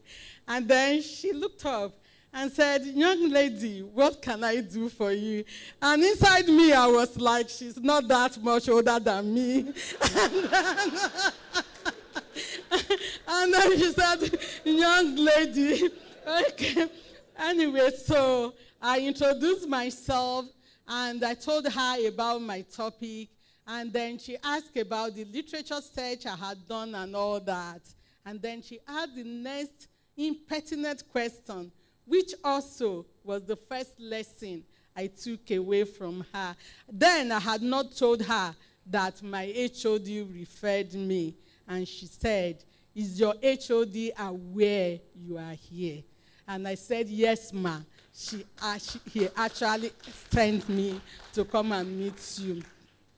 So, over the years, Professor Shokunbi had continued. And then, after that, when I started writing my project, I will come, and then she will hold me by the hand. We will go to the MD Can Lounge of UCH. She will buy moi for me and over a cup of tea, and then she will go over my work. And I never believed that having a supervisor so accessible and so understanding is possible. So I found in Professor Shokunbi not an erudite scholar and a very, very engaging scholar all through my interaction with her. She's a very fair and fearless defender of the defenseless. And incidentally, they usually will pair me with her anytime we are in exam in Lagos. And the candidates, they believe that she's the hard person. And I will just be laughing inside me. And all they need to do, unfortunately, they will not be there when it's time to apportion scores and marks, and when Professor Shokunbi will be pleading for them. So she's a very fearless defender of the defenseless. I was privileged to I've mentioned that, always be paired with her during the fellowship exam in Lagos. Professor Shokunbi's brilliance and academic prowess are well known, as already depicted by by a picture of her in these academic regalias. So, another thing that is striking about Professor Shokunbi is her quest for knowledge. Prof is never tired of learning. And so she would lead us, the hemostasis group, across the world, not just Nigeria, to attend hemostasis meetings.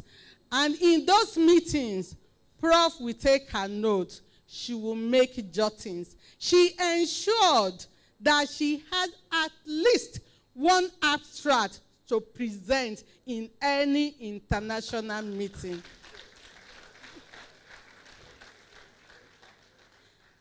And she doesn't take anything for granted. She has an eye for details. She will take her notes, and usually when we come back, when I need a reference and I will come, she will say, okay, my dear, I will check my notes. And then she will check her notes. And then after that, Prof will take me for lunch. And this is for us at lunch. And this is Berlin in 2018. Sorry. Okay, so a lot has been said. And just to say that Professor Shokunbi continues to be a pillar of support for hemophilia care and persons with bleeding disorders in Nigeria. We have the hemostatic group, and in spite of her caliber, if you look at all her achievements, Prof always has time for us. And there is no time we have a webinar or a seminar or a workshop except she's not in the country. She makes herself very available. I can say that Professor Shokunbi is the quintessential teacher. And you could see her to my left, that picture of Dr. Yuguda and Dr. Guazo. And this was in Abuja, 2019. Professor Shokunbi was teaching them about rudiments of bleeding disorders. Okay, so anytime we go for international conferences, during the tea break, some of us will be hustling for what we can take home. But Prof will go and be looking for the industry, the international farmers. And she always will have one question from them. How do we, those of them that market blood products, hemophilia, factor concentrates, and she will always have one question for them. How do we improve? How do we get factor concentrates for our patients in Nigeria? And so over the years, it has continued like that. And this effort paid off in 2022. And we were in London for another thrombosis meeting. And so we were privileged. We were privileged to the extreme left to meet the program director of hemophilia, of Novo Nordisk Hemophilia Foundation. And we engaged them, and through that, we were able to secure a grant that will help us to establish the comprehensive care system that I have described earlier on, starting with 7 hospitals in Nigeria. And this is our team. At our center is Professor Wuraola Shokunbi. And if you notice in all the pictures, I always strategically position myself to the right of Professor Shokunbi. And so we have Dr. Yuguda from Federal Teaching Hospital, Gombe, Dr. Udon National Hospital, Abuja, our own Dr. Peter Ogundeji of UCH, Ibadan, and then the Dr. Helen Okoye of UNTH, Enugu, and Dr. Guazo of Aminu Kano Hospital. And this is the person of Professor Shokunbi, that even at the verge of retirement, her concern is still about improving the lot of persons with bleeding disorders in Nigeria. And so I will conclude by reading this poem, which I adapted from Kelly Proctor, We Are Your Guardian. The greatest teacher is one who leads her students and watches them soar. As our teacher and mentor, you planted the seeds of learning hemostasis in us. You nurtured us with the water of knowledge and fed us with your passion and enthusiasm. You pruned us when we got off track and shined the lights of your approval on us as we progress. And now it is time to reap the harvest. You have tended so carefully all through your career.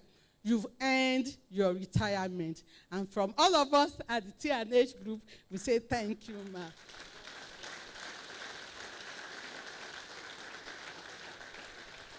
I'm not done, I'm not done. Sorry.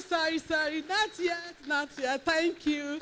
Thank you, please. I just have 2 more slides to go. Media, please. Media, please. Okay, yeah. So Professor Shokunbi held my hand in 1996 as a young resident doctor. She's still holding my hand today, even as a professor of hematology. And this is us in London in 2022.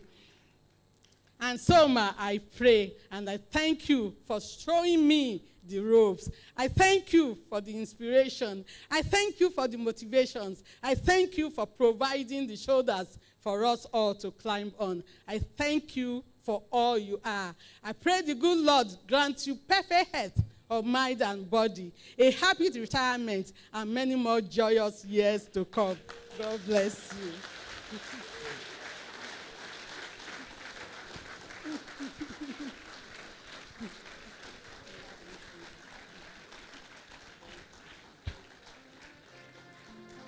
Thank you very much.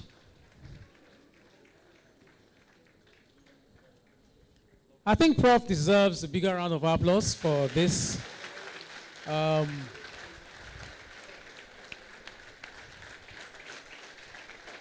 was a sumptuous lecture, powerfully delivered by someone in the know, and in celebration of an icon in the sector. Thank you very much for this. Wow. Yes, sir. All I can say is wow. Wow.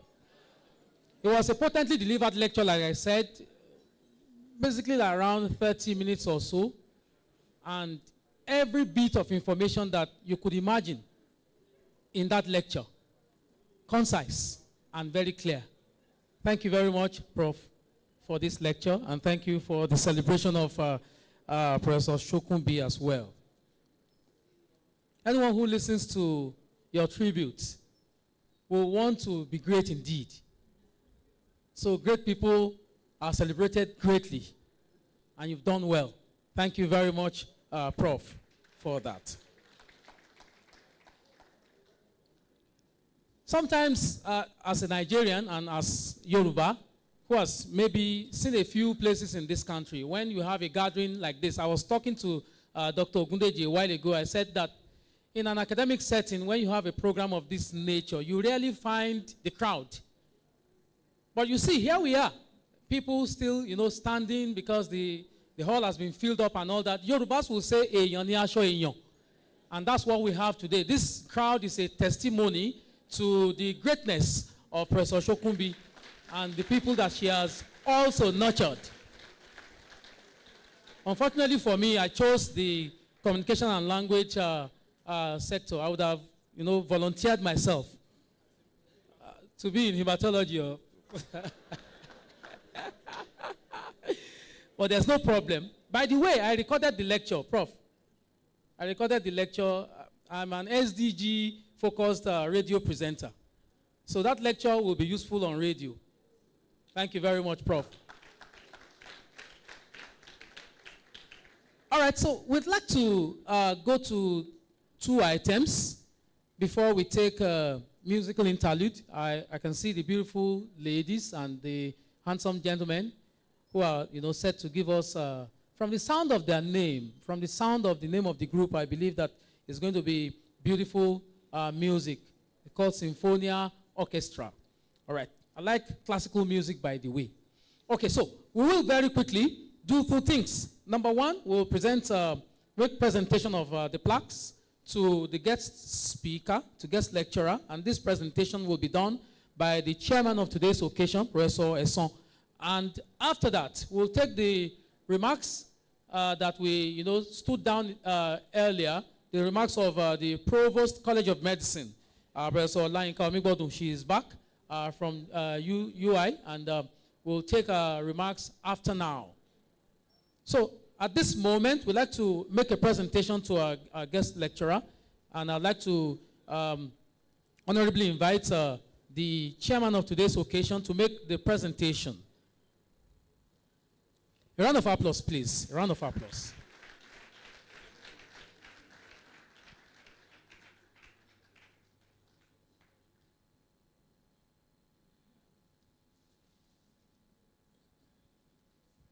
There is nothing more joyous for this kind of occasion than having the opportunity to present a plaque to one's grandchild.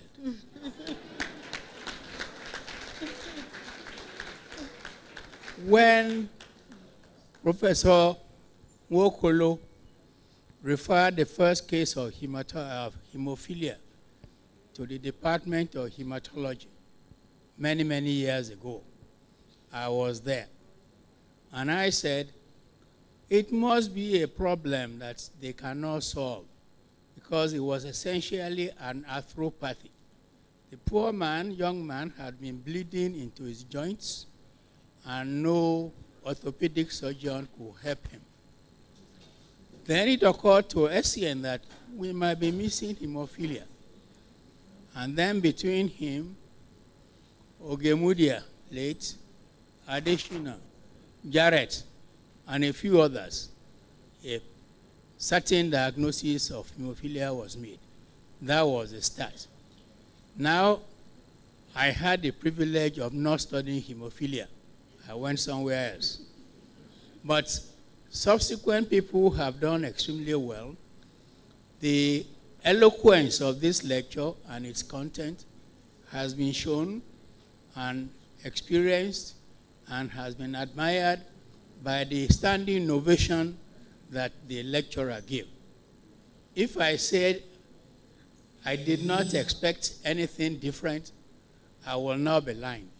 Because ever since I got to know Professor Awodu, I've known her to be a high flyer.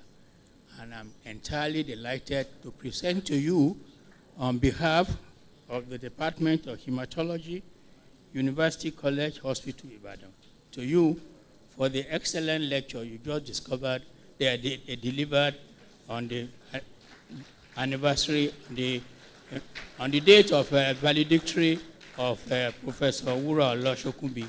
Thank you very much indeed.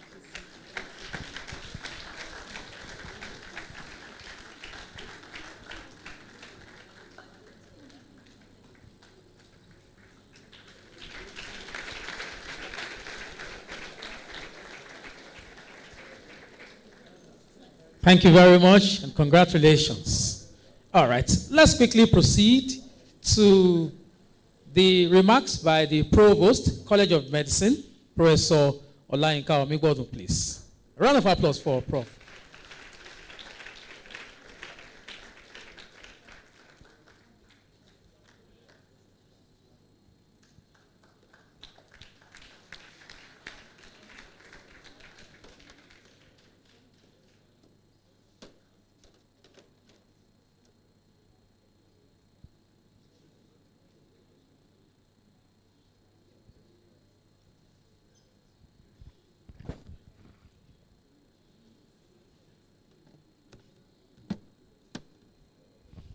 I know that the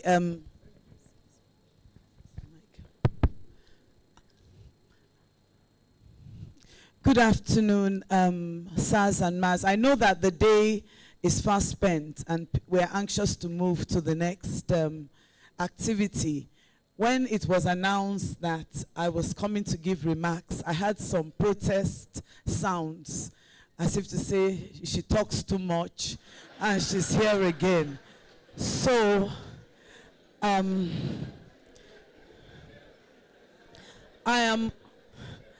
going to disappoint the,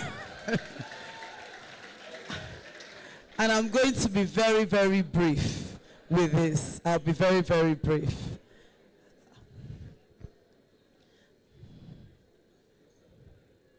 The chairman of this beautiful event, my teacher, sir, Professor G.J.F. Esson, God bless you. Thank you so much. And I just want to lean on the well-established protocols. Thank you so much. I can see all my teachers. Eshesao, Eshema. My teachers, all my teachers are here. In fact, normally I don't get anxious when I speak, but I'm particularly anxious today, because I'm seeing my teachers my teachers' teachers and mentors. So God bless you. God, we appreciate you. Thank you very, very much for coming. Thank you so much. I just very briefly want to really acknowledge the celebrant of today, Professor Wuraola Adebola Shokunbi, FAS. We call her Life President of Women. She's our Life President. Just as I was coming, because I came in with you and then I dashed across to the university. We have a Senate meeting to take final year results. And it was very important because the Deputy Provost is 50 years today, so he's not around. He sends his apologies. So the Deputy Vice Chancellor, because the VC was not there, he's out of town. But Professor Ezekiel Ayola said he really wanted to be with you today. He really said, and he said that I should give you special greetings. He said your brother, your late brother, Professor Olaofe, supervised his BSc and his master's and started off supervising his PhD. And then, you know, very sadly, I think he passed away in 1992. He said he's setting back many years because he then had to change his topic because I think Professor Ekwagwe now supervised him. So he says he has a personal touch with the family, with you, and he would really have wanted to be here. So I said I would deliver his message. This is the last session, the last week of the academic session. So we have back-to-back meetings. There's Senate meeting every day this week because they want to close this session this week and start the new session next week or maybe in 2 weeks' time, because those who are going to come in this year are those who did JAM last year. So things are a bit tight. But he says I should really, really appreciate you and your family. And of course, you know also that my late mother worked with your brother. My mother was a secretary. And so that there's that connection. God bless you abundantly. Like I said, Professor had written, Shokunbi is a world-renowned hematologist. Born, we all know, 1953 in Ekiti, Are Ekiti. And of course, we know that Ekitis are very special people. But I don't know if it's true. They say Ekiti Lagidi. I really don't know. I should ask your husband. But I think you also have the largest number of professors in the you read, and I think it's the Agidi that's helping the professorship to come in. So, and we see all the, you can be Agidi, but it's a beautiful one like yourself. But we really appreciate you, and of course you went to one of the top schools, graduating with distinction. And you belong to a very special class in the College of Medicine. That is the class of MBBS class of 1978. Yes, a very truly special class. I believe that you have the highest number of ex-provosts in that class. The past minister is here, Professor Akinka, and of course, I think you are the first of the class to become provost, and you did great and awesome things. So many members of the class, and you've done so many things, that great class. The websites and the college, the walkway, you have been an awesome, awesome class. But I also learned some special things about you and your husband. I learned that your husband, nobody could beat him in class, that he was always first. Is that true? Yes. And that you are always second. That you fell in love when you were in school, but you could never beat him. I'm surprised about that, because ladies usually are quite tough. So he must have been burning the midnight oil so that you will not beat him. So, but we celebrate both of you because you are the cream de la cream of the class. Great class. Yes. And I also remember that you both went to Ogbomoso for house job. Everybody rushes to go to UCH for house job. There you are, the top in the class. Sir, minister, I don't know what your position was in the class.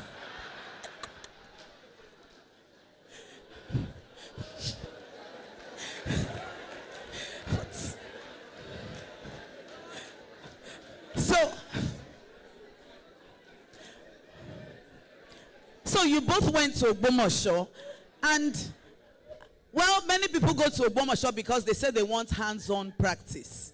But I think you wanted to go away to separate, come out from among them and be together.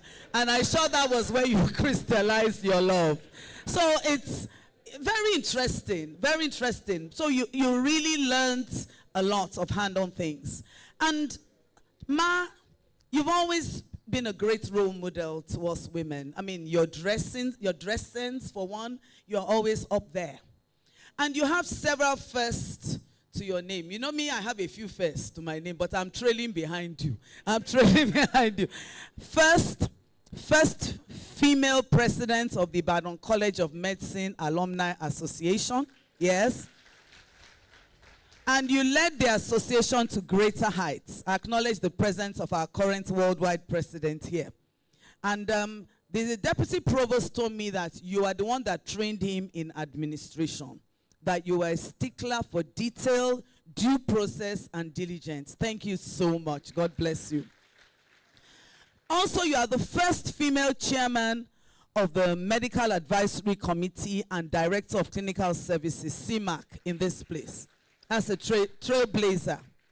And apart from that, we know that as a leader of women, you are the Oyo State chairman of the Medical Women Association of Nigeria. Interestingly, Professor Otolori, Dr. Otolori took over from you. Yes, thank you so much for being a leader among women and a role model to so many of us. And of course, you served for 5 years as the M1 National Journal Editor. I went to do my homework to really, because I remember many, many years ago, I don't know if you were working in UCH, you were working in a private hospital in Yemetu area. And were you working there full time? I can't remember, But a few times you called me to come and do a locum in that place. Yeah, so I remember then you were so gentle and tough in the inside, and so on. And thank you, because you're also somebody that speaks your mind. And that's important. You don't go behind. You tell you, these are your views. And I thank you so much for the times you have told me your mind. And of course, you are married to Professor Temitayo Matthew Shokunbi, a world-renowned neurosurgeon, and professor of anatomy, and the 6th provost of the College of Medicine, University of Ibadan. And I think it's obvious that you are a blessed mother, because you are just as good as him academically. But then he went, sir? Or better, yes, better. But then because you were caring for him, that he may sit at the city gates with the elders, you took a step back. Let him go ahead. And at the appointed time, God has lifted you up. We thank God for his mercy over your life. And you are blessed with wonderful children and grandchildren. And finally, as you are stepping into a new season, you went ahead to get a degree from the Dominican school. In fact, I'm told that you, in looking after your husband, you became a Catholic. But you're now more Catholic than he is. Your love for the Lord, your love for God will sustain you in this new season. You know, you're still young, beautiful, blessed, beloved, brilliant. There's a lot of work ahead for you. And therefore, I end with this word from my favorite book. And it's Proverbs 12:14. You have worked hard, but there's more work ahead. It says, from the fruit of your lips, people are filled with good things, and the work of their hands brings them reward. As you have labored, the Lord indeed will reward you. In Jesus' name. Enjoy this new season of your life. God bless you. That was a short speech. Do you know what she said? She said it's a short speech.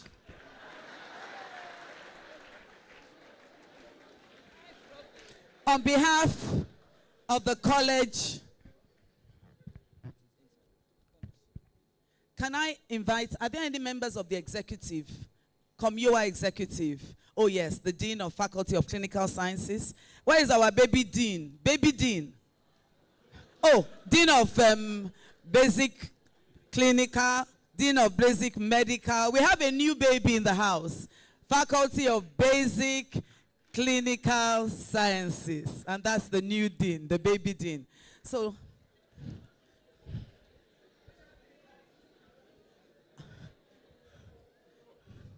yes, come and stay, yes. So we have all our awesome, oh yes, the member of executive is here. So we have the baby Dean, Professor. Okay, I have a suggestion for him, that all the former provosts should join us. So let all our provosts, this is a high-powered, and all. Okay, and our former vice chancellors. Yes, yes. Our former vice chancellors. So we have our pioneer provost, Emeritus Professor Oluwole Akonde, Professor Jengbede. Yeah. All our, God bless you, sir. Thank you, sir. So, please, sir.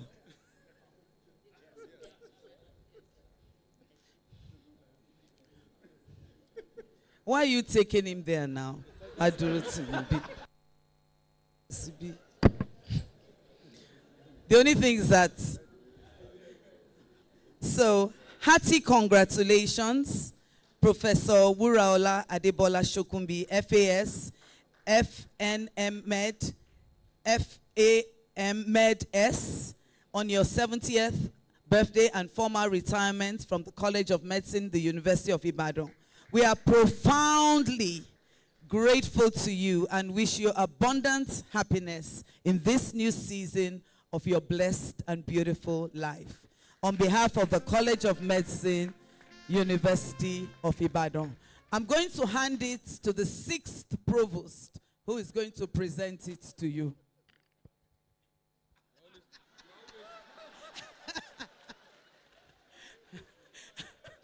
Present.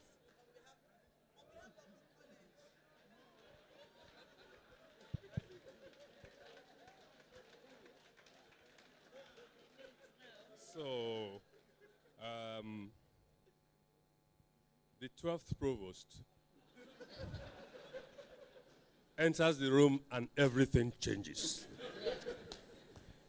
She's a bubbling, luminous individual. So I just knew that at some point this kind of thing would happen. I'm going to hold on to my response for now. As you know, 12 is twice of 6.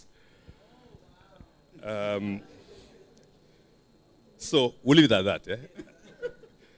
On behalf of the provost of the College of Medicine, who has done it on behalf of the entire college, it's my pleasure to present this to you, Wuraola.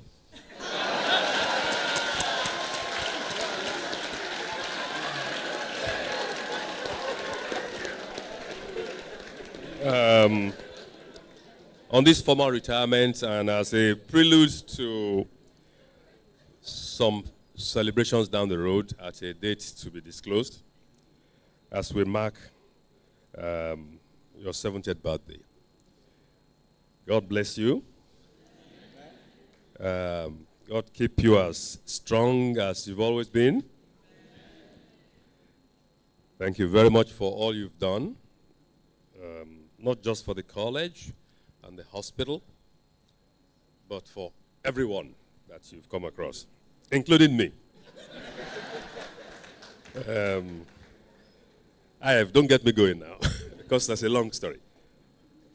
Congratulations.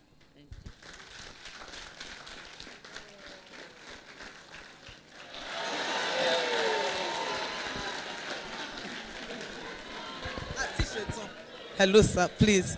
And I'm going to ask the pioneer provost, Emeritus Professor Oluwole Akonde, to welcome you to the Living Legend Club in the College of Medicine. Thank you very much. It's indeed a very, very great pleasure to see this young lady, very young lady. She's going to retire, but she's not tired. She is leaving the college. She's continuing to stay in the college. I think this is just a formal celebration. Formal indeed. And I'm happy that the hall is really full. And most of our students are here. All those who want to be like her. And I'm sure there are many.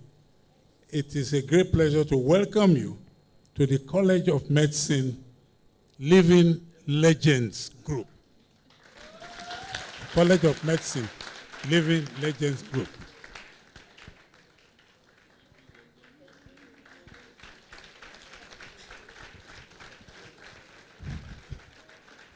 God will keep you and continue to favor you. You will continue to receive his abundant blessings, you and your entire family. And also, the co-celebrant who is here, Professor Haematology Shokunbi. Indeed, a great privilege for me to have been given this honor of welcoming you into the College of Medicine Living Legends Group. Welcome. Thank you very much. We can just take a group photograph before.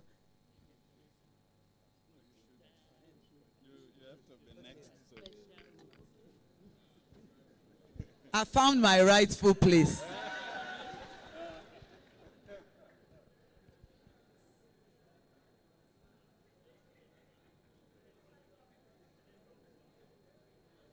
Thank you very much, and God bless you all. Thank you. Amen.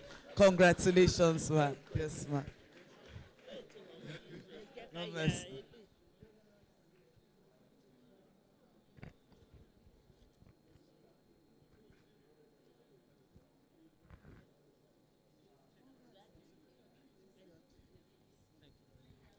A round of applause for Professor Omigbodo, please. And I also like to corroborate Professor Shokunbi. That was very precise and short. I hope she did not hear. Thank you very much.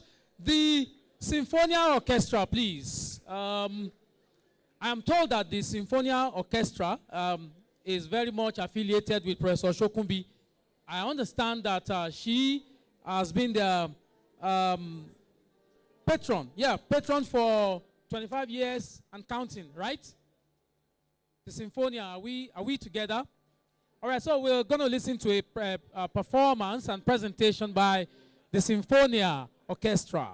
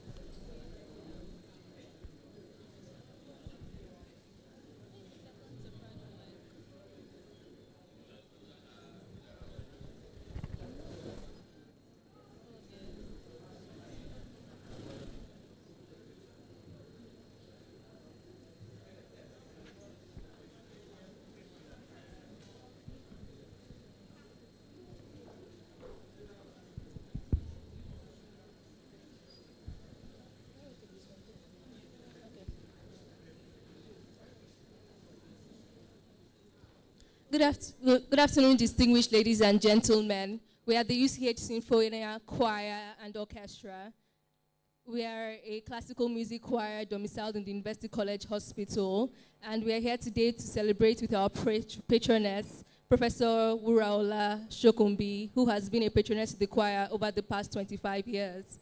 Our rendition today is titled Feregede, a Yoruba song composed by Dr. Dayo Oyedun, describing the greatness of God over the life of our teacher through the years. Be blessed as you listen.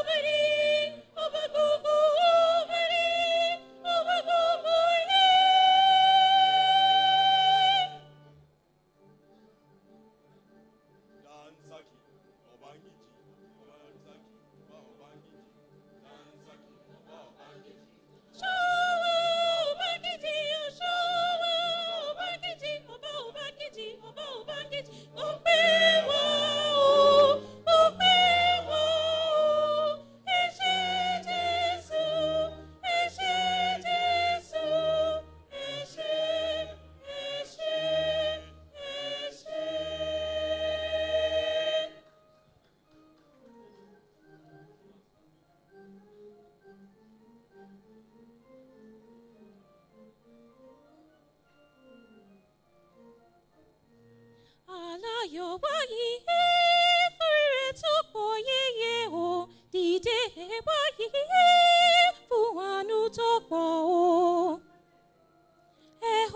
yo.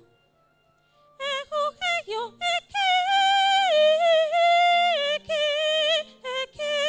Hosanna Solubalaye. Ojo mi lójú o, fẹ̀rẹ̀gẹ̀dẹ̀ lóore òní, ó máa jọ mí lójú.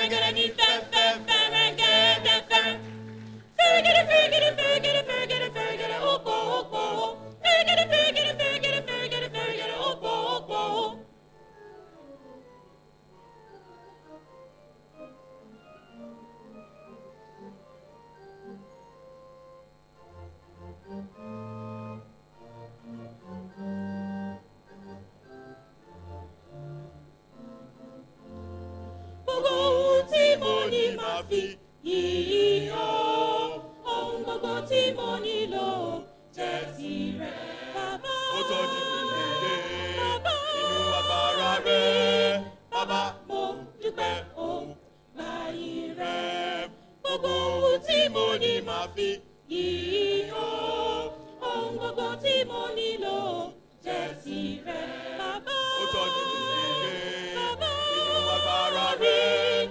Bàbá mo dúpẹ́ o báyìí rẹ̀. Gbogbo ẹbí, gbogbo ẹbí, gbogbo ẹbí, gbogbo ẹbí, gbogbo ẹbí, gbogbo ẹbí, gbogbo ẹbí, gbogbo ara rẹ̀ o. Èyí Olúwa èké ó sẹ́nà sí. Tọ́ba mímọ́ tó ṣàlàbò wá. Ọ̀rẹ́ wa ká oṣù kan fún. Tọ́ba mímọ́ tó ṣàlàbò wá. Banditi kò wọlé wá. Àgbà náà kò jẹ́ tiwa. Orí burúkú kò má jẹ́ tiwa. Orí dúpẹ́ dúpẹ́ ó dúpẹ́ ó. Dúpẹ́ dúpẹ́ ó dúpẹ́. Orí dúpẹ́ dúpẹ́ ó dúpẹ́ ó. Mújó mújó ó dúpẹ́. Banditi kò wọlé wá. Àgbà náà kò jẹ́ tiwa. Orí burúkú kò má jẹ́ tiwa. Orí dúpẹ́ dúpẹ́ ó dúpẹ́ ó. Dúpẹ́ dúpẹ́ ó dúpẹ́. Orí dúpẹ́ dúpẹ́ ó dúpẹ́ ó. Mújó mújó ó dúpẹ́. Mújó mújó ó dúpẹ́. Mújó mújó ó dúpẹ́. Dúpẹ́ dúpẹ́ ó dúpẹ́. Dúpẹ́ dúpẹ́ ó dúpẹ́. Dúpẹ́ dúpẹ́ ó dúpẹ́ ó. Dúpẹ́ dúpẹ́ ó dúpẹ́ ó. Dúpẹ́ dúpẹ́ ó dúpẹ́ ó. Mújó mújó ó dúpẹ́. Ó dúpẹ́. Ó dúpẹ́. Sáré sáré ó dúpẹ́. Sáré sáré ó dúpẹ́. Sáré sáré ó dúpẹ́. Sáré sáré ó dúpẹ́. Kíákíá ó kíákíá ó mújó mújó ó dúpẹ́. Kíákíá ó kíákíá ó mújó mújó ó dúpẹ́. Mújó mújó ó dúpẹ́. Mújó mújó ó dúpẹ́. Bíga bíga ó bíga bíga ó bíga bíga ó.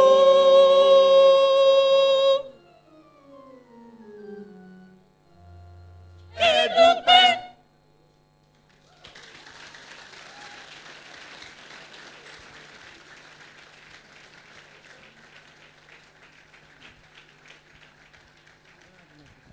A round of applause for Symphonia Orchestra, please.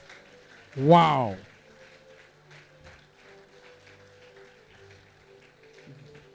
Wow. That was heavenly. Wow. Thank you very much.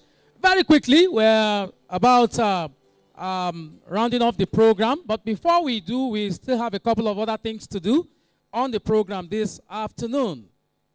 And quickly, before we go to the next item, which essentially is about fund donation towards hemophilia care in Nigeria. And we have a booklet that we're going to introduce in a moment. And after that, we'll have the goodwill messages.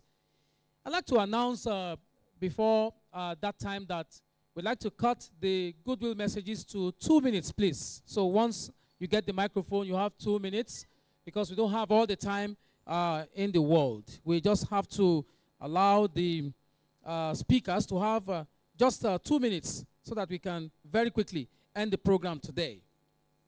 I'd like to recognize the presence in our midst, Professor Titi Adeyemo, all the way from Lagos University Teaching Hospital. Professor Titi Adeyemo, please. All right, you're very much welcome, madam. I also have Professor Nora Akinola. Professor Nora Akinola is of the Obafemi Awolowo University, Ile-Ife. You're very much welcome, Prof. I'd like to also recognize Mr. Idris Saliu, a medical laboratory scientist of repute. Mr. Saliu, please. Thank you very much for honoring us with your presence. I should also introduce Professor Mrs. Modukwe Onodeko. I understand she's been here before the lecture started. Thank you very much. She's here to rejoice with our sister, Professor Wuraola Shokunbi, and her family. Thank you very much for coming. Okay, so presently we go to the fundraising, fund donation towards hemophilia care in Nigeria. Where's Dr. Ogundeji, please? the arrangement is that in case you like to support the project, I mean the Haemophilia care in Nigeria and Haemophilia care in Nigeria, and you like to support, you like to give, maybe give your effort, your time, your finances, whatever you like to give, they will give you, they give out a phone number or something that you can contact after now so that you can talk to them. From the lecture, we understand that it's important to, add your voice, add your finances and your efforts and your connection, your leverage, whatever you have to this course, because there are a lot of people are in need of this care in this country, and your contribution will go a long way in helping to assuage their thirsts for care in this country. Okay, so I'd like to also recognize the Organization for Women in Science for Developing World, OWSD. The coordinator is here, Professor Aino Adeogun. You're very much welcome, Prof. Thank you very much for coming. Okay, so Professor Dr. Ogundeji, I'd like you to please come. This donation towards hemophilia care in Nigeria, I'd like you to give the details and the next steps. Thank you, Mr. Michael Olatubosun.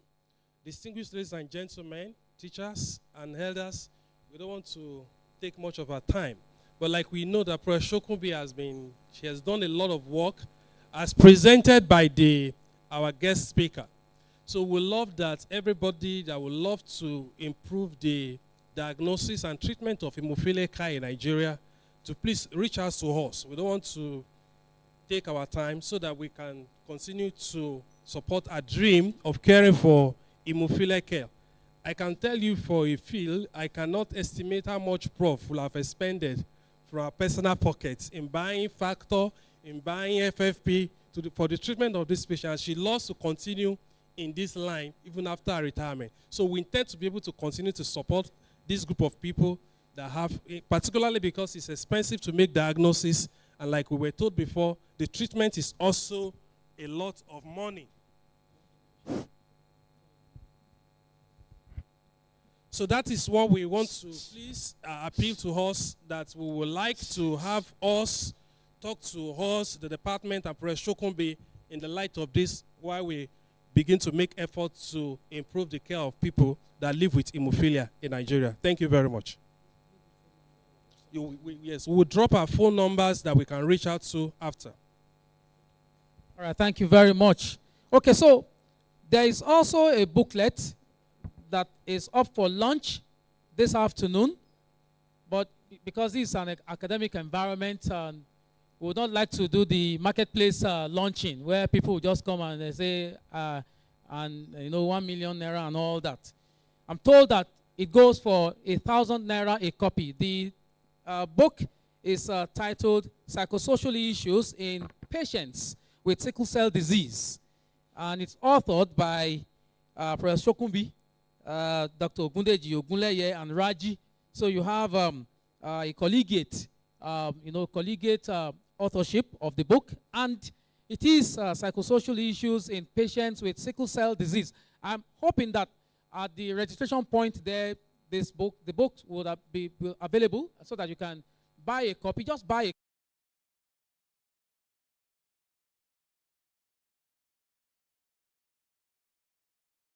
cell disease. And essentially, today, we are still, we have the numbers of people living with the sickle cell who need this information, whether for research purpose, for, for enlightenment and education of the people or their friends and family, including their foes. By the way, you can buy a copy just for your foes as well. They need the information. You get what I'm talking about, so that we can help to, oh, okay. Oh, I said family, right? Okay, yeah, so you get it.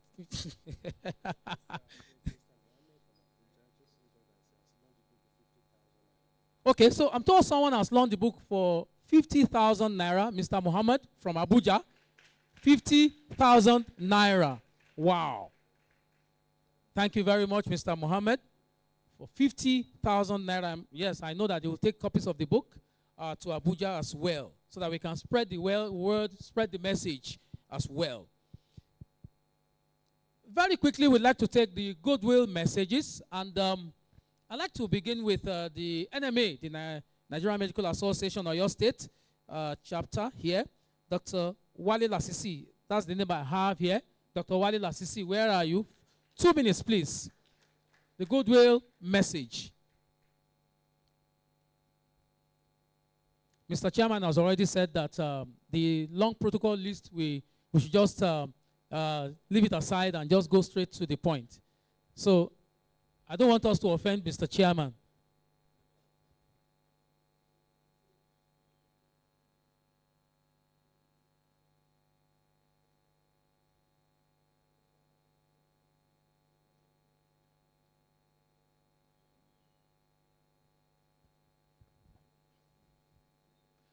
Good afternoon, esteemed medical elders hereby present, and there are quite a number of them here.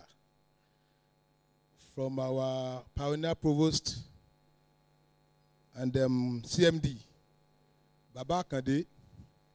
Apologies for calling you Baba Kande, for putting in there. I'm not saying that's, I can't say prof, it's Baba Kande, sir.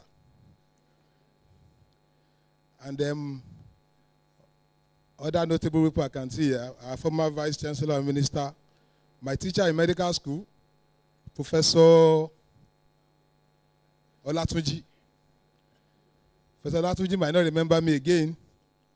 I was a class rep in Ilorin those days, sir. When Dr. Ogundeji sent me the invite for today, I told him there's nowhere I want to be in the old world but to be here, because of the personality involved. And the truth is that we are all, when we were all young men, I'm still a young man, at least in the presence of the gurus that are here today, I am still nothing but a small boy.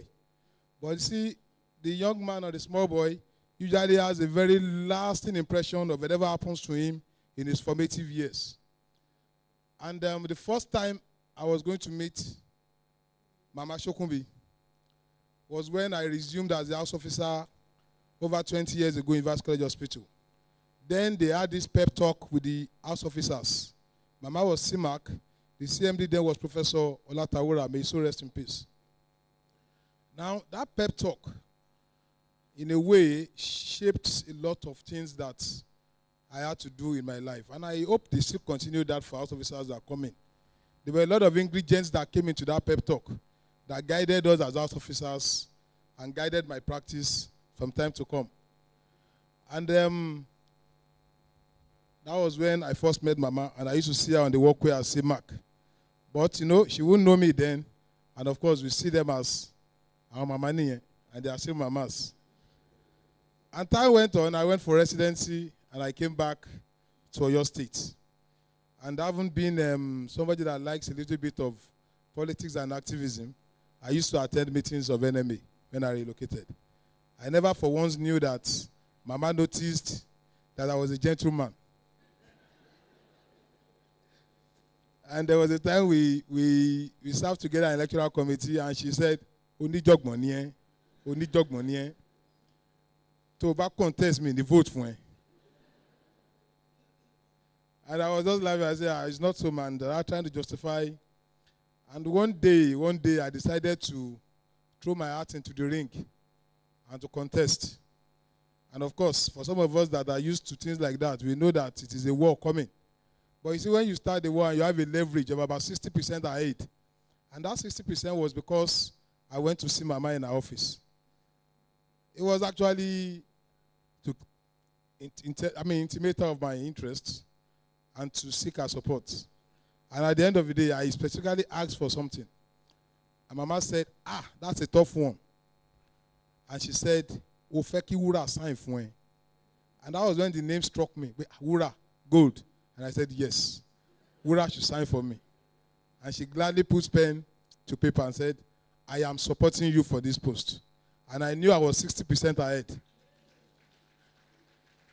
But when you are 60% ahead, and knowing the caliber of people, caliber of person supporting you, it means you have to go and work hard, not to disappoint her. So I went to the field again, and I tried to work hard and do my best. And one thing that is not it's a personal regret that I have 2 girls today, 1 boy. But I didn't remember to name any of them Wura. And I would have actually loved to probably have another girl and name her Wura. But at the moment, I'm suffering from severe oligospermia. And all attempts with IVF has failed. Well, I'm here as the NMA chairman. I've only said part of how I knew Mama. So apologies, my 2 minutes has gone. Now, for every time NMA has a meeting, general meetings that I've always attended, except for the last 2-3 years of COVID, Mama has always been a regular face and feature. And she will be in the front there. She may not even say anything, but she was always there. It was later that I got to know of her CV as having been the past MDCAN chairman, because I used to wonder what Mama comes to do at NMA meetings. But what she comes to do at NMA meetings eventually paid off for me. Mama is a very wonderful woman. We all respect her. And the turnout here today proves to all. And like I said, there's nowhere I want to be today than to be here. NMA is planning a lunch with our medical elders. Let me break it out today. The lunch with the medical elders and our retirees, because we've had quite a number of our teachers that have retired this year and last year. October 28th is the day. It's a Saturday. And the venue will be at Zonta Club. Permit me to tell you that it's strictly for the elders, and it will be strictly by invitation. And that day, NMA will celebrate all of you. We will try and Zoom it for you, and you can enjoy the Zoom. Thank you very much for overspending my time and allowing me. Congratulations, ma'am.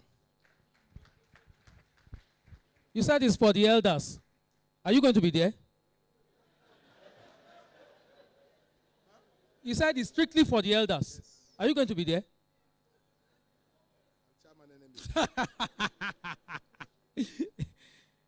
Never mind me. I like to tease people a lot. All right, MDCAN National President, Dr. Victor Makonjuola, please.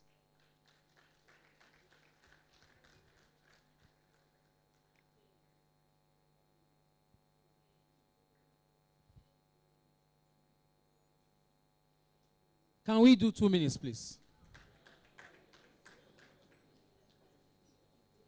Mr. Chairman, sir. Mr. Chairman, sir. He's asking for 5 minutes. Overruled. Good afternoon, everybody. Our Lord's spiritual and temporal, all protocols duly observed. It's a difficult task speaking for 5 minutes as advertised, or 2 minutes as approved by the chairman, about someone you could write a whole book about. So to make this brief, I'm going to have to engage the crowd.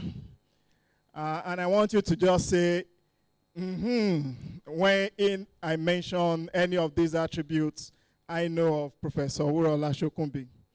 She is articulate, she is intelligent, she is diligent, she is kind, she's an astute clinician, prolific researcher, passionate teacher, excellent administrator, considerate unionist, political juggernaut. Thank you very much. A round of applause for yourselves.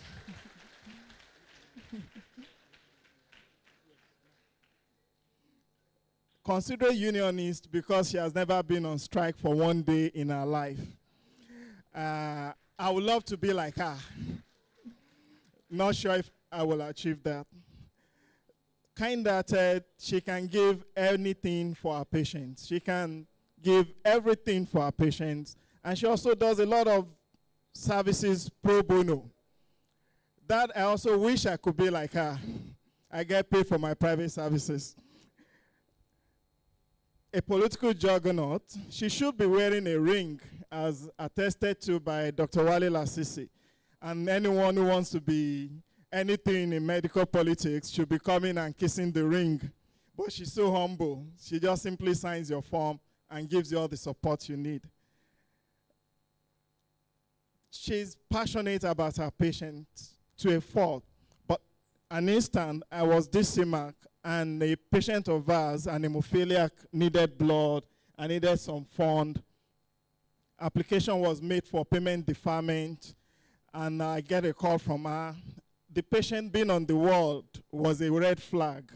I prioritize patients who are in accident and emergency, as I've been advised by the management. But our patient was on the ward. But by the time she was through describing what is necessary for this patient care, and now the patient is even more than an emergency. It was more like an institution that we need to take care of, because the patient had been in several exams. You know, we have learned so much from the patient's condition. I approved the PDF expressly, and I was following up. The only patient I was there for how is the patient doing? Because the patient has become our patient now. That's how passionate she can be. And unlike most consultants, the day the patient got discharged, she also got back to me to say, thank you, our patient has now been discharged from the hospital. That is the kind of feedback she gives that helps people in administration. I haven't been an administrator herself. The last I'll mention is our passion or our attention to details. Professor Wood already mentioned the fact that she's always writing at most of those conferences. And I find that as normal if you're going for an academic activity. But when I became chairman of MDCAN in UCH, Professor Shokunbi one attends virtually all meetings. But what I found so strange was that she was always making notes during MDCAN meetings. I'm like, who comes to MDCAN meetings to make notes? And of course, I pay so much attention. I'll be like, okay, whenever she's going to make contributions, she covers all the bases. And that is because she made a note of everything that took place during the discussions.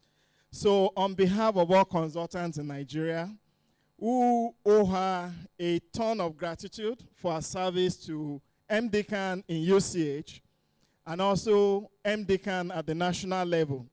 She is one of our 8 Board of Trustees members. And as usual, she's the only female in that board. We'll be making a brave presentation of a plaque to her. And also, because we noticed there's hardly anything we would have wanted to buy for her that would be enough for her services over the years. Also knowing that she has a very rich husband in Professor M.T. Shokunbi, we couldn't think of any other thing. But we noticed these are writing, okay? She's been doing it in an analog manner all this while. We're going to make it digital now. So we're going to give her a digital plate to write on with a stylus that she will continue to remain as active as she's always been. So the plaque from MDCAN. On behalf of the consultants in Nigeria, I'm presenting this to Professor Wuraola Shokunbi in recognition of her many years of leadership, dedication, and continuous support to the Medical and Dental Consultant Association of Nigeria at both the local and national levels on this date, 31st July 2023. Congratulations on your retirement, man.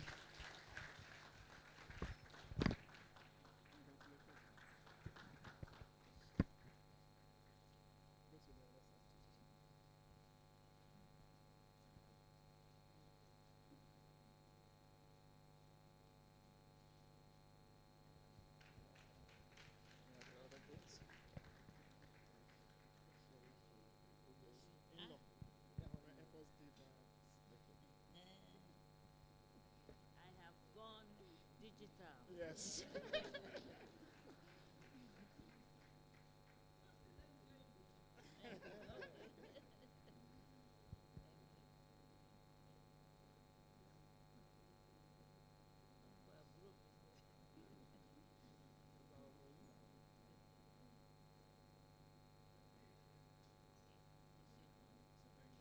Congratulations. Well deserved.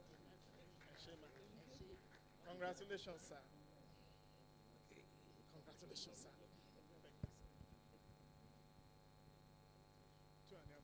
Oh, yeah. 2.5 minutes. Did you say?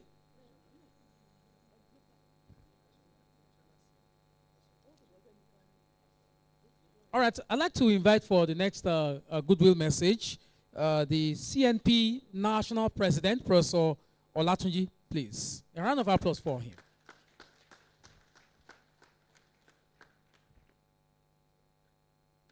Thank you very much. Chairman of this occasion, the one who admitted me into residency, Professor Son, ladies and gentlemen, I have a series of 2 minutes that I will have claimed. To this celebrant, I am also Babako and Baba Igba. She was also my neighbor in the C flat. We delivered the children almost at the same time, and the children know themselves. So I've known this woman not just as a resident in the Department of Haematology, but she actually comes also from from the state that my wife comes from. So we share a lot together in common. So she's been my neighbor, my in-law. She's been my friend. But one of the things that I want to say about her is that she's a trainer. When you are looking for a trainer, this is the woman to get. And it is not just in hematology from some of the things I've been hearing. She's a trainer in several respects. And I have a lot of respect for her. She's detailed, a perfectionist. If you want to talk about, I call her Madam Shokes. If you want to talk about Madam Shokes, ask the residents who train under her. They may tell you slightly different stories from the sweet ones you have been hearing. Because I can remember going on ward round. We used to describe her. When she goes on ward round, she will start from the hair of the patient, or she gets to the nail of the toe. And you can be there for 2 hours patiently. So once she tells you, I want to go on ward round, you know you are in trouble. It happens to be that hematology here is a ward round that you do by navigation. You have to first of all know where you are going to start from, because you will not go, you will get to the 4th floor before you navigate how you are going to come down. And this woman has been a powerhouse. She's also a witness. As far as many of us are concerned, she wants to witness everything that we are doing. She will witness it from the beginning to the end, because she will only be satisfied when it has been properly done. I thank you very much. She's very firm. But I will end up with something that I told her the last time. I think we had the National Postgraduate Exam. Madam Stokes is a very, very tough examiner. But I suddenly noticed that she started begging for residents, preaching. You know, she will go preaching and preaching and preaching. And one day, I told them, I said, look, I now know that milk never stops flowing from the breasts of women. That the only thing is that they make changes to milk of human kindness. She has also brought that home. She has a lot of milk of human kindness. And I believe there's still a lot more for her. So, Madam Shokes, I congratulate you. Oga, I congratulate you. God bless you.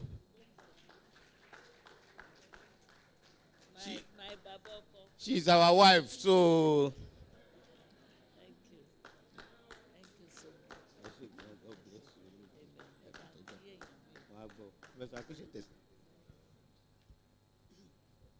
Thank you, Prof. Thank you very much, Professor Olatunji there. I'd like to invite the next goodwill message, MDCAN UCH chairperson, Dr. Foluke Fashola, here, please.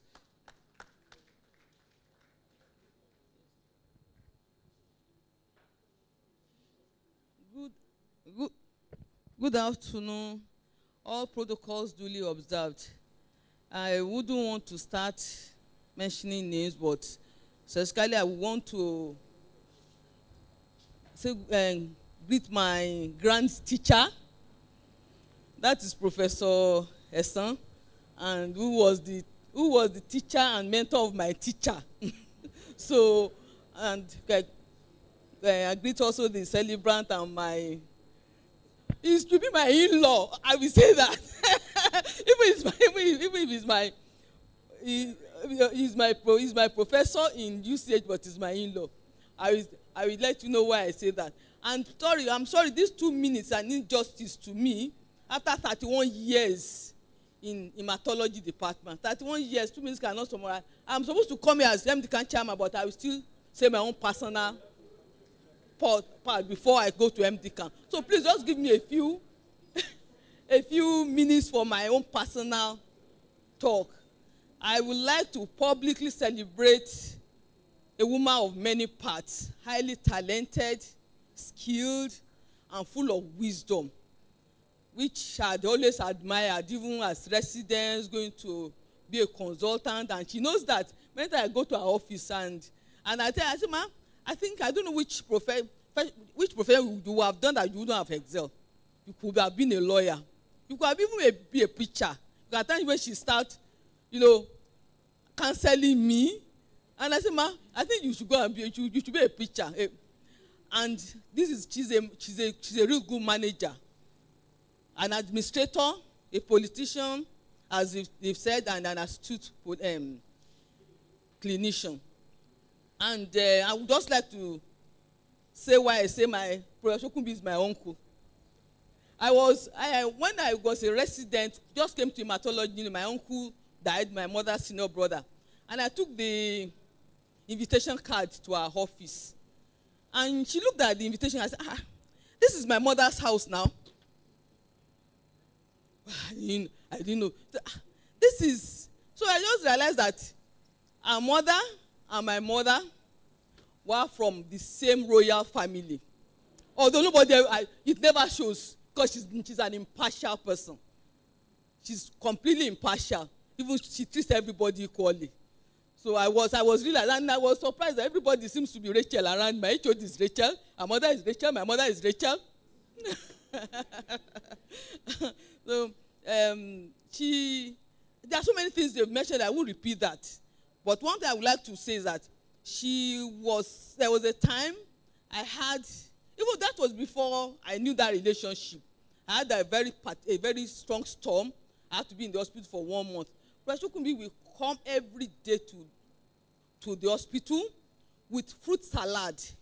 And she will prepare film. She will join she wasn't a co-manager, she wasn't a co-physician, but she will make decision until we left the hospital. That is how kind she could be. She was the one that helped me with my first manuscript. She prompted me to write the first manuscript and followed me through to publication. At the time of publication, it was almost rejected because the finding was not consistent with what was found in other parts of the country. But she stood her ground. Eventually, that paper got published. And she's somebody who had been involved in many of our social lives. There's nobody in the department that has a ceremony. If you invite Professor Shokunbi, she will come. And she will come early. She likes, and I now see the reason why she likes dancing and singing. Anytime she has to we have to invite her to any ceremony, she will dance and dance and dance. So for being a patron of the Symphonial Orchestra, I can see now why she likes singing and dancing. And so another thing I really learned from her, the way she took care of her mother-in-law very passionately. She will come to the department, to us, we talk a lot, even though again, we fight a lot. But many times, there's something unique about Professor Shokunbi. She has a forgiving spirit. As soon as you have that misunderstanding with her, it's finished. She's not vindictive. Immediately you need her help, she goes around helping you. She has a very, very good spirit, very forgiving, very sincere, honest, frank, down to earth. And every resident in that department can attest to the fact that she was the one that taught all of us factor assay, inhibitor assay with Mr. Saliu. So I will use this opportunity to also thank Mr. Saliu for his contribution to us, us as residents. Mr. Saliu did it passionately with Professor Shokunbi, the two of them hand in hand, took us through the factor assay, inhibitor assay, and also we have to take carriers, do the assay of carriers. Even till recently, she was still teaching residents how to do factor assay. That shows her passion for Haemophilia. And we've all mentioned how, we not mentioned how she taught us peripheral blood film, bone marrow aspiration. Till 7 p.m., 8 p.m., we will be looking at slides with us, trying to make sure we know how to, report peripheral blood film, bone marrow aspiration slides. She took her time to do all those things. And again, the fact that she has a heart of gold for patients, I mentioned. So her name, Wura, also gold for patients. She has for patient management. She's an excellent clinician. That she has imbibed in almost all of us. And anytime you see any of us, being passionate about patient, running up and down. At times, some residents will say, maybe at times some of these consultants don't sleep. It's Professor Shokunbi that has indirectly transferred that gene to most of us. And again, so I think maybe I should stop here and go to MD Khan where I'm asked to come and talk. Thank you very much. So for MD Khan, sorry, and the MD Khan is just short, small. I'm not sure I don't talk much. I don't, but it's been justice. If I've been with her for 31 years and I've benefited, and I cannot say something about her, that was why I had to say that. Today, as MD Khan, we celebrate. Yes. Today, we celebrate Professor Shokunbi and honor our mother in MD Khan, our aunt in MD Khan, highly esteemed teacher, mentor, and counselor. She was one of the medical elders who made consistent attendance at all our meetings. Even when she was on leave, as long as she was in Ibadan, she will come for meetings and she will contribute immensely. The association has benefited immensely from our wealth of managerial and professional skill, as well as management skill, managerial skill and professional skill and knowledge. The honest and sincere opinions, counsel which she often give freely and willingly, especially when at the crossroad and faced with contentious issues, has contributed significantly to resolutions of issues. Undoubtedly, she has been a pillar of strength, a wellspring of wisdom to MD Khan usage. Your mere presence at MD Khan usage, especially in your little corner. She has a little corner in MD Khan lounge where she sits. Everybody knows that. Has created an endearing ambience. Man, we appreciate your commitment to uphold the dignity of the noble profession, ensure stability in our institution through your sacrifice and counsel as a former chairman of the association. And she's also a member of the Elders Committee. This had far-reaching impact on outcomes of the association, activities, and decisions. As you retire a man from active service from College of Medicine, University of Ibadan, University College Hospital, we pray that your relevance will not diminish and that you will continue to have fulfillment in life. And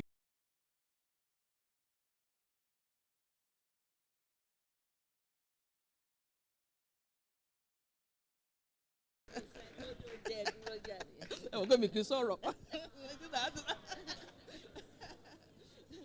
Sorry, please, we have to present a flag to her as MD Khan.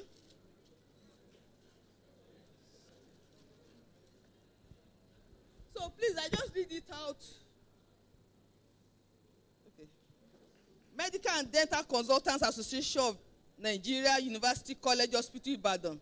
Distinguished Meritorious Service Award presented to Professor Wuraola Adebola Shokunbi in recognition of your relentless, selfless, and dedicated service to MD Khan usage in different capacities as former General Secretary of MD Khan, former Chairman of MD Khan, and member of the Elders Committee of UCH, MD Khan UCH, and member Board of Trustees, MD Khan National. Thank you very much. Thank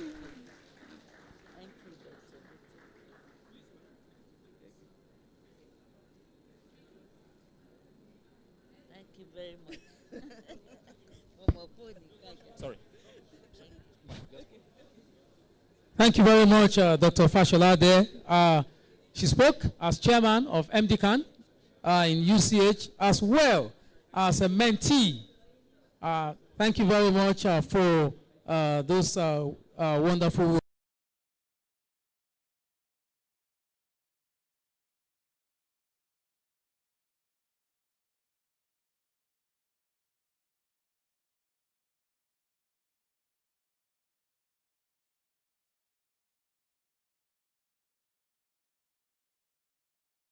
A member of the family should get ready for our own or their own goodwill message as well. And then we'll do a video session of tributes as well. That's about 3 minutes or so, and then we'll just wrap up the program. Thank you very much. Dr. Uwom. Thank you so much. Mr. Chairman, all protocols observed. I have 120 seconds, and that's 2 minutes. So, and it's very, very interesting that I'm giving this tribute as the chair of the CMP, because here I wear 2 caps. Now, for those of you that do not know, she's also my mom. And I could recall in medical school, that was my seat right there in front. And everybody will run away from that seat anytime that Professor Shokunbi will be giving lectures. But for some strange reason, I will sit down there. And we had some connection. And that relationship has stayed till date. So it's my honor to present this tribute on behalf of the CMP, the College of Pathologists, Oyo State chapter. The delectation of the CMP is that pathologists never retire. So as we celebrate this major milestone in your sterling service to humanity, through the vehicles of the College of Medicine, University of Ibadan, and the University College Hospital, UCH Ibadan, it is only an interface to a higher calling in the unending search for answers to health affiliations against humans. Your active participation in the activities of the College of Nigerian Pathologists remains exemplary. And at this acme of great insight and oversight that you have attained, the body of pathologists will continue to derive guidance and leverage from your wealth of experience and abiding goodwill. On behalf of the entire membership of the College of Nigerian Pathologists, CMP, Oyo State Chapter, we fed this milestone of your achievements that have made a tremendous positive impact in the lives of patients, communities, and the laboratory medicine family, not only within the state, but also across the world. We are proud to identify with the eminence of your personality and professionalism that shines through at all times. Congratulations, and God bless. God bless, man. Thank you very much, sir. Okay, I'd like to apologize for jumping a very critical stakeholder in the chain, in the medical chain in this country. I was to have called the Medical Women Association of Nigeria. So I'm going to call them now. Apologies. I'd like to invite President, Medical Women Association of Nigeria, Dr. Oyindamola Adeyemi, who is also representing the national president, Dr. Lillian Adekemi Otoloni. Dr. Oyindamola Adeyemi, please.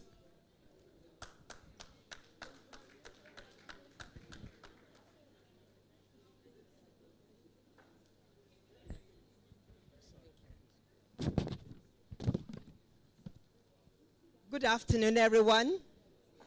Good afternoon to our celebrant, Professor Wuraola Adebola Shokunbi, and her best half, not better, best half, Professor Shokunbi. This afternoon, I'm wearing two caps. I'm representing the National President of Medical Women Association of Nigeria, Dr. Kemi Lillian Otolorin, and the state president myself, as I've been mentioned. I will not take much of your time, or little of your time, because I know that everybody is tired, and we have a lot of elderly people that need to get around and walk about. Please permit me to remain on the existing protocol, as our chairman had said. This speech has been prepared by our national president for me to deliver. On behalf of the M1 National Executive and all M1 members, I heartily congratulate our dear member, a past Oyo State M1 president, past M1 Journal Editor-in-Chief, Professor Wuraola Shokunbi, on her retirement at the age of 70.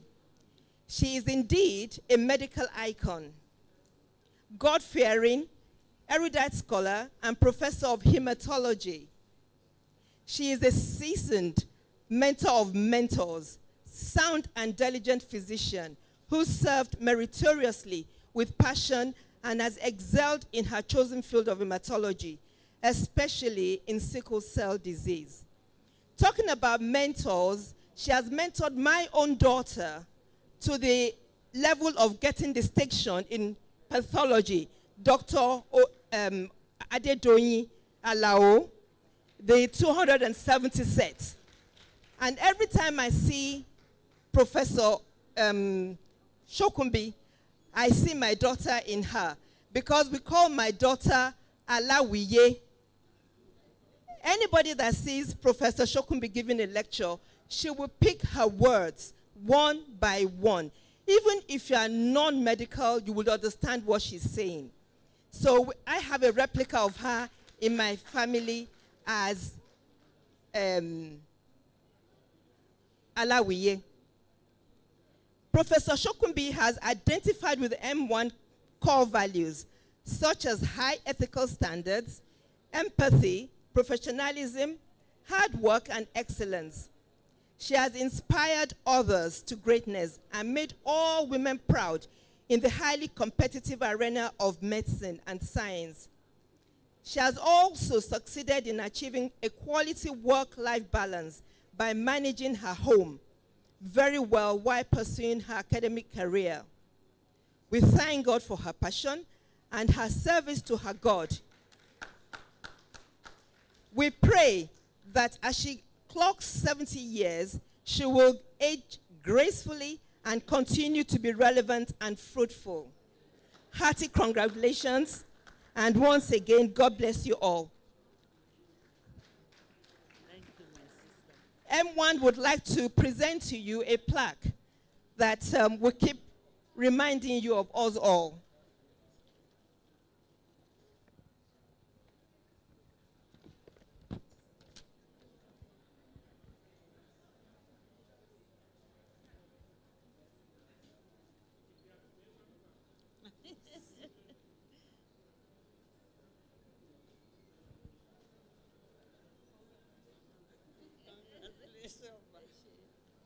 Can we have more medical women, especially the past presidents? Can we have everybody here once and for all?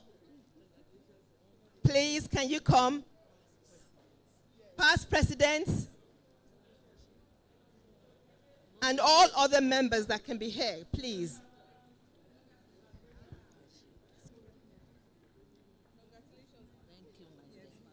On behalf of Medical Women Association of Nigeria, Oyo State Chapter, award of honor presented to Professor Wuraola Adebola Shokunbi on her retirement from the College of Medicine, University of Ibadan, in recognition of her great role as past president Oyo M1 Happy retirement. We are very proud of you, and we love you very much. Oh, sorry, my love.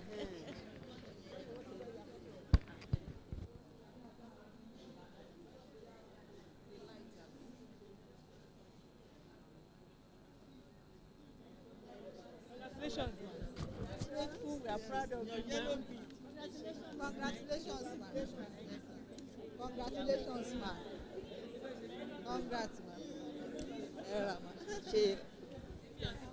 A round of applause for them, please. A round of applause for them, please. Okay, so I have two announcements.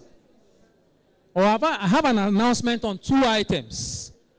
Okay, so it's better that we have an announcement on two items. The two items are going to be taken online.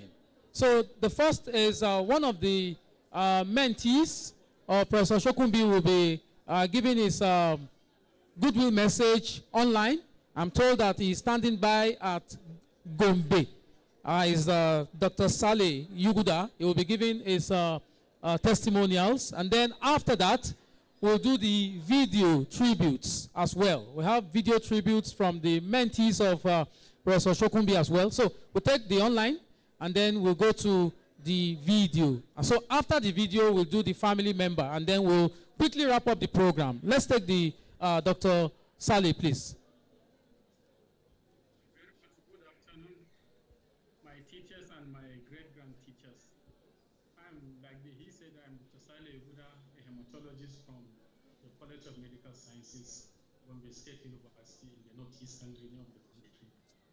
I can count myself as one of the most fortunate people to have been taught and mentored by Professor Wuraola Shokunbi. That's our madam. That's the way we fondly call her madam.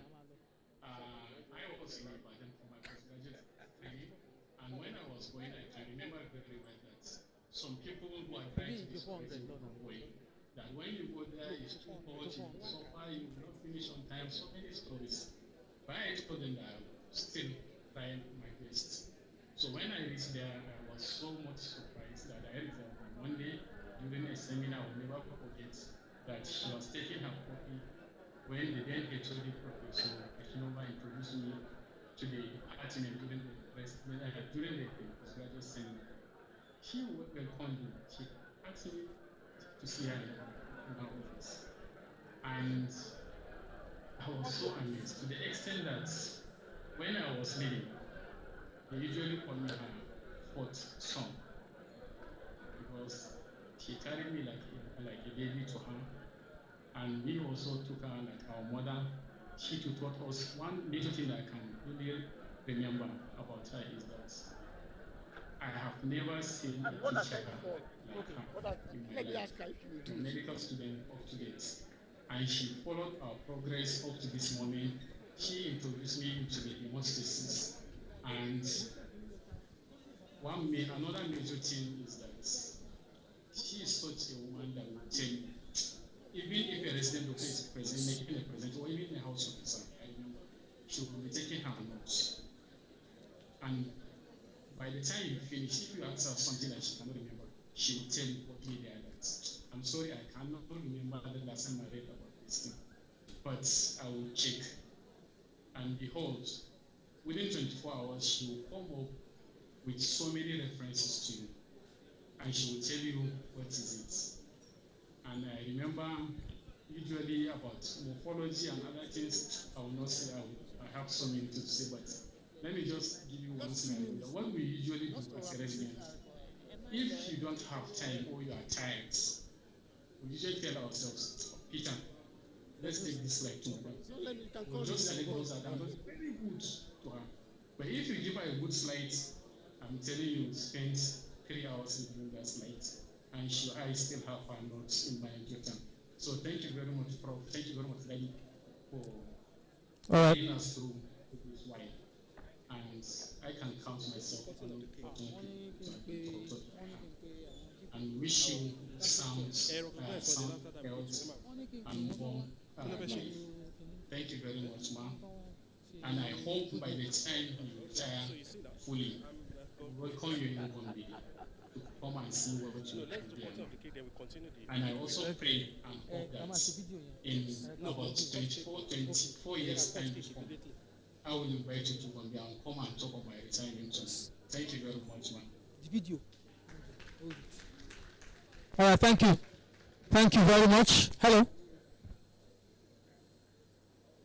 Okay, thank you very much, Dr. Saleh Yugudaf, all the way from Gombe there. So we hold the, for a moment, we just suspend the goodwill messages. We'd like to cut the cake. And we've been seeing the cake there all the while. For some of us who like cakes, we like to cut it, and then we'll, just go to the other aspects of the program. The retirement cake, in honor of Professor Wuraola Shokunbi, will be cut at this moment. So I'd like to invite Professor Mrs. Onoshode to help to see to the cutting of the cake. Prof, ma'am.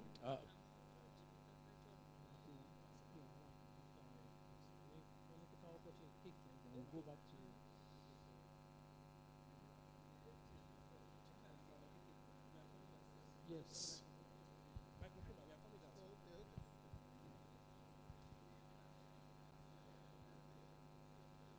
We are now going to the cutting of the cake.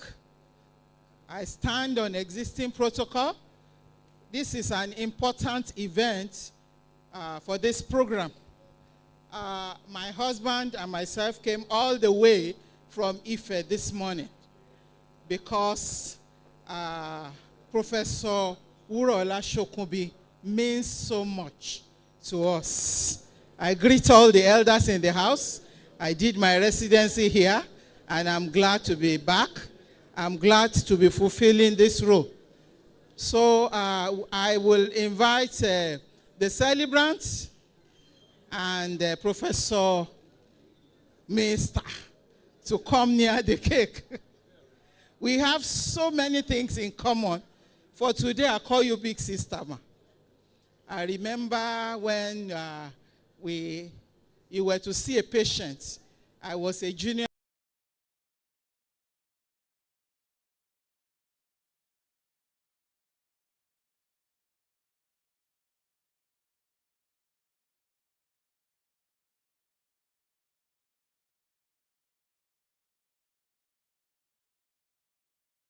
For the death of this patient.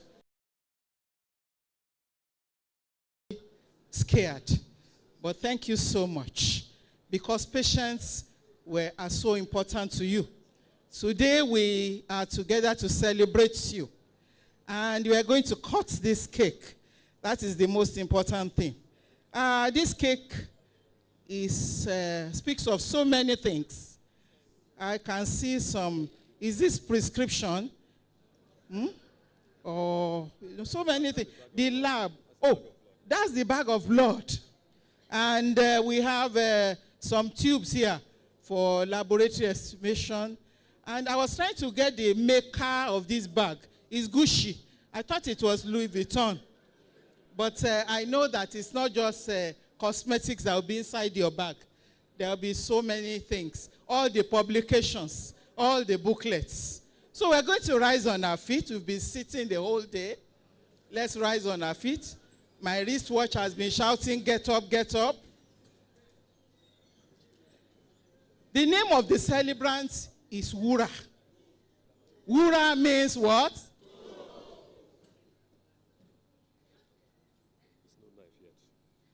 No, oh, knife, please. Can we have a knife? A knife, please. Baker of the cake. Can we?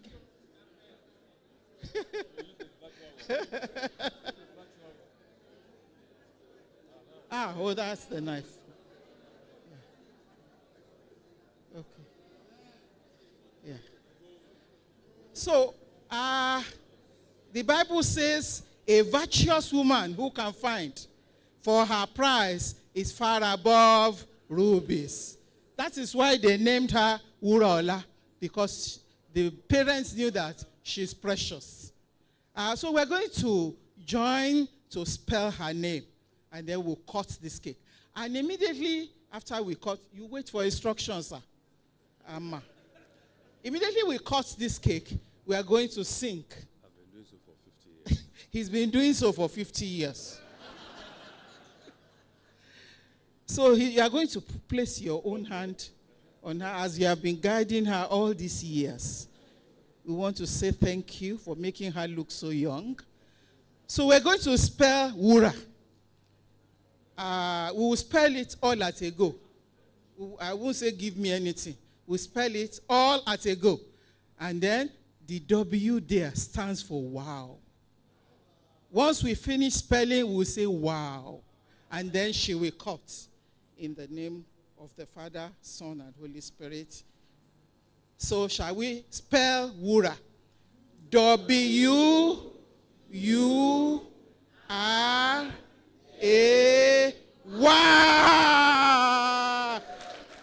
For she's a jolly good fellow.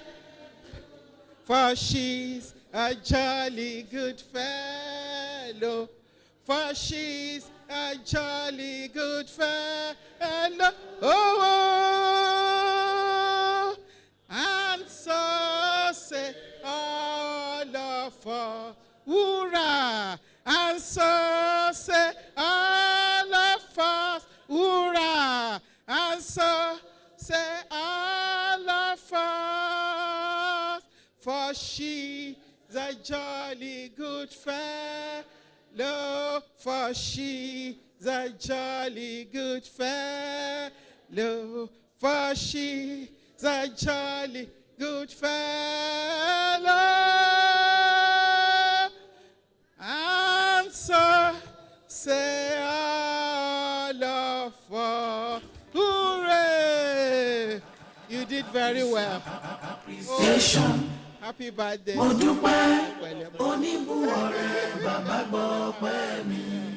Congratulations. Appreciation. Mo dúpẹ́ oníbùwọ̀rẹ́ bàbá gbọ́pẹ́ mi.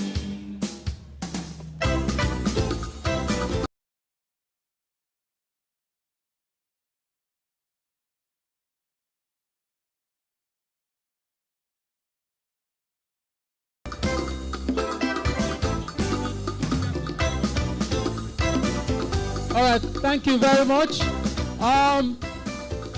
Hello, can I have your attention, please? We will come back to the photographs, please.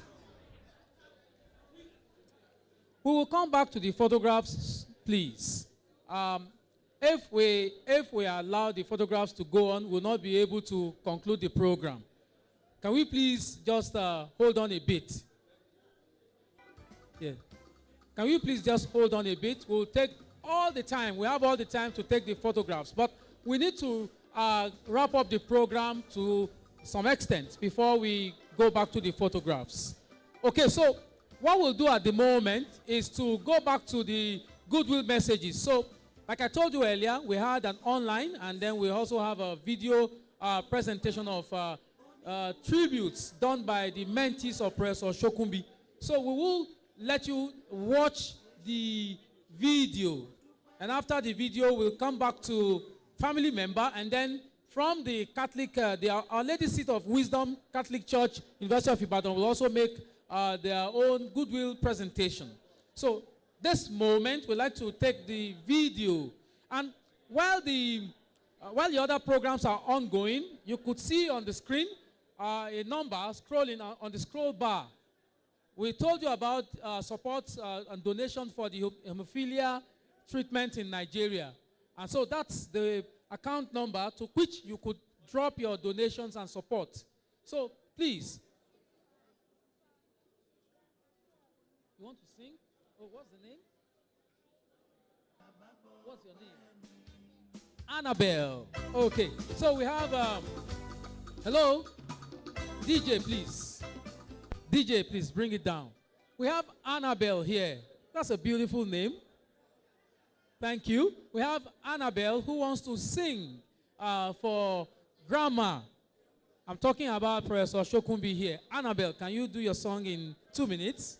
Right? You can. All right. Annabelle, please. I love you. You love me. We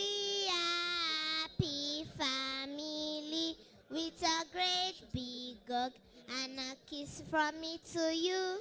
Won't you say you love me too? I love you. Annabelle, thank you very much. A round of applause for Annabelle.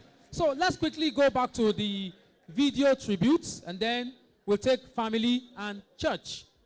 Please, can we take the video, please? Professor Shokunbi, please.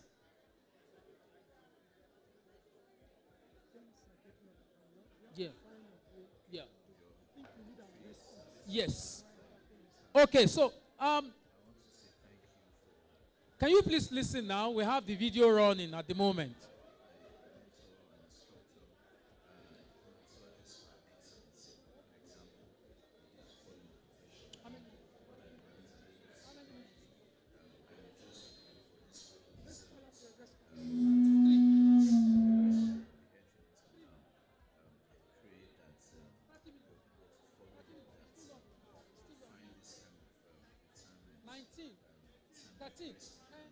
I said it's too long.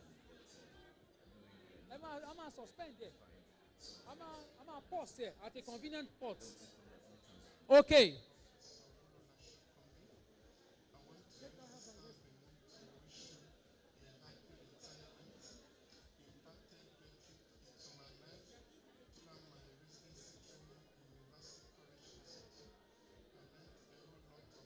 Audio.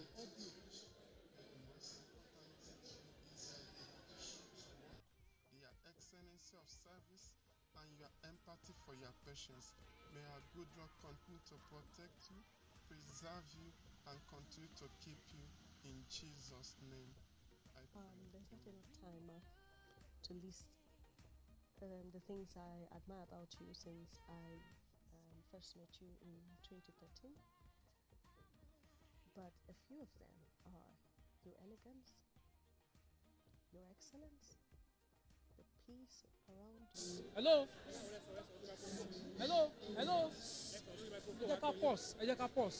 Pause. All right. Hello. All right, thank you very much. Can we please have some quiet? Thank you very much. Okay, please, can we...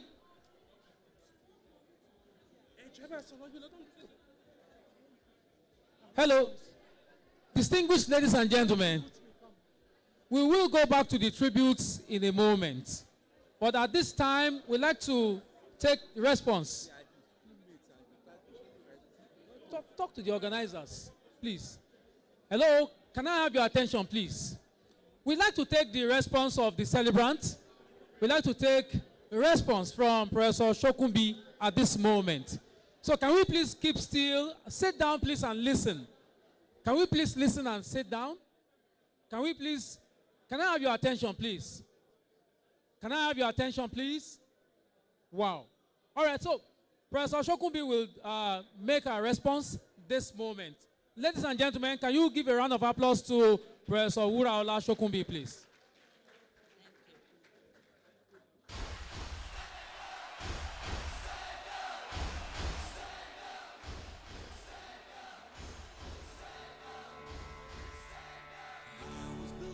To be the best, number one and nothing less. Lead me to my destiny. I have waited patiently. I have vision, oh I believe. I know I can count on me. So stand up for the champions, for the champions. Stand up, stand up, stand up. For the champions, for the champions, stand up. For the champions, for the champions, stand up. Stand up, stand up. For the champions, stand up. Wow.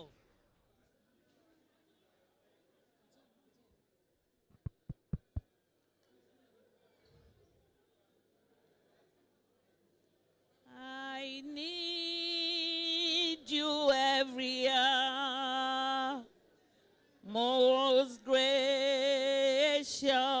Lord. Temptations take their flight when the hour at night. I need you, oh, I need you. Every hour I need you, most gracious Savior. I come to thee.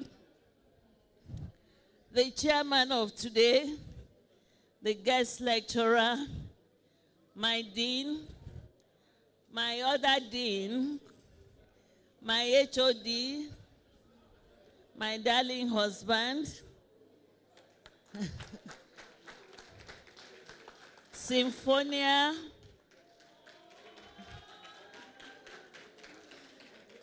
the LOC, my teachers.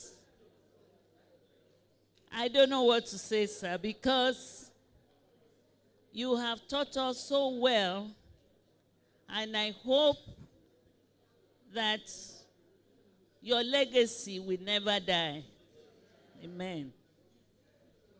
The Reverend Fathers, one from St. Luke Chapel, one from SS Peter and Paul, in fact, their rector, and Reverend Adelabu gave the opening prayers.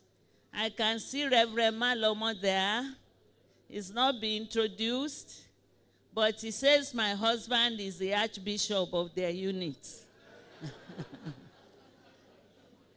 Now, I wanted to go through a brief summary of my thoughts as response. They asked me to cut the cake first. I was reluctant because I wanted many people to hear a bit about who Wura is. So the title of what I wrote, who is Agnes Wuraola Adebola Titilola Shokunbi ni Olaofe? Many people don't know the rest of my names. If you are from Christ School, they will say Agnes. Abio up school. Titilola is part of the group of my names. But somehow, I just talked to the Wuraola and Adebola. The Egbon representing the royal family of Olaofe is here. All the families from Oye-Ekiti, Are-Ekiti, I shall come to that briefly. Who are we celebrating today? I think the co-celebrants are many. I will start with my parents, my other siblings, Christ School Ado-Ekiti, University of Ibadan, my children and their spouses and grandchildren, the Department of Haematology, past provost, the UCH, my dear, you are one of the celebrants, the Agra family from my neighborhood, the Catholic denomination, Women of Grace Apostolate, Women of Grace Apostolate, Dominican Institute, SS Peter and Paul, Symphonia, UBTH, where I had my first baby, the hematologist in the nation, Ajiboye Ahmed, one of the hemophiliacs we've been managing since infant. He came in here. I was a bit reluctant because you still have to maintain confidentiality. But he came here to give me a hug. And all friends, and I must say golfers as well, who tend to keep my husband away from home. So quickly, you've heard about the date of my birth, 7th of August. A very interesting twist. I applied for annual leave this year. The registrar approved it, And the letter said, you are expected to resume on the 7th of August. So I thank the registrar very much.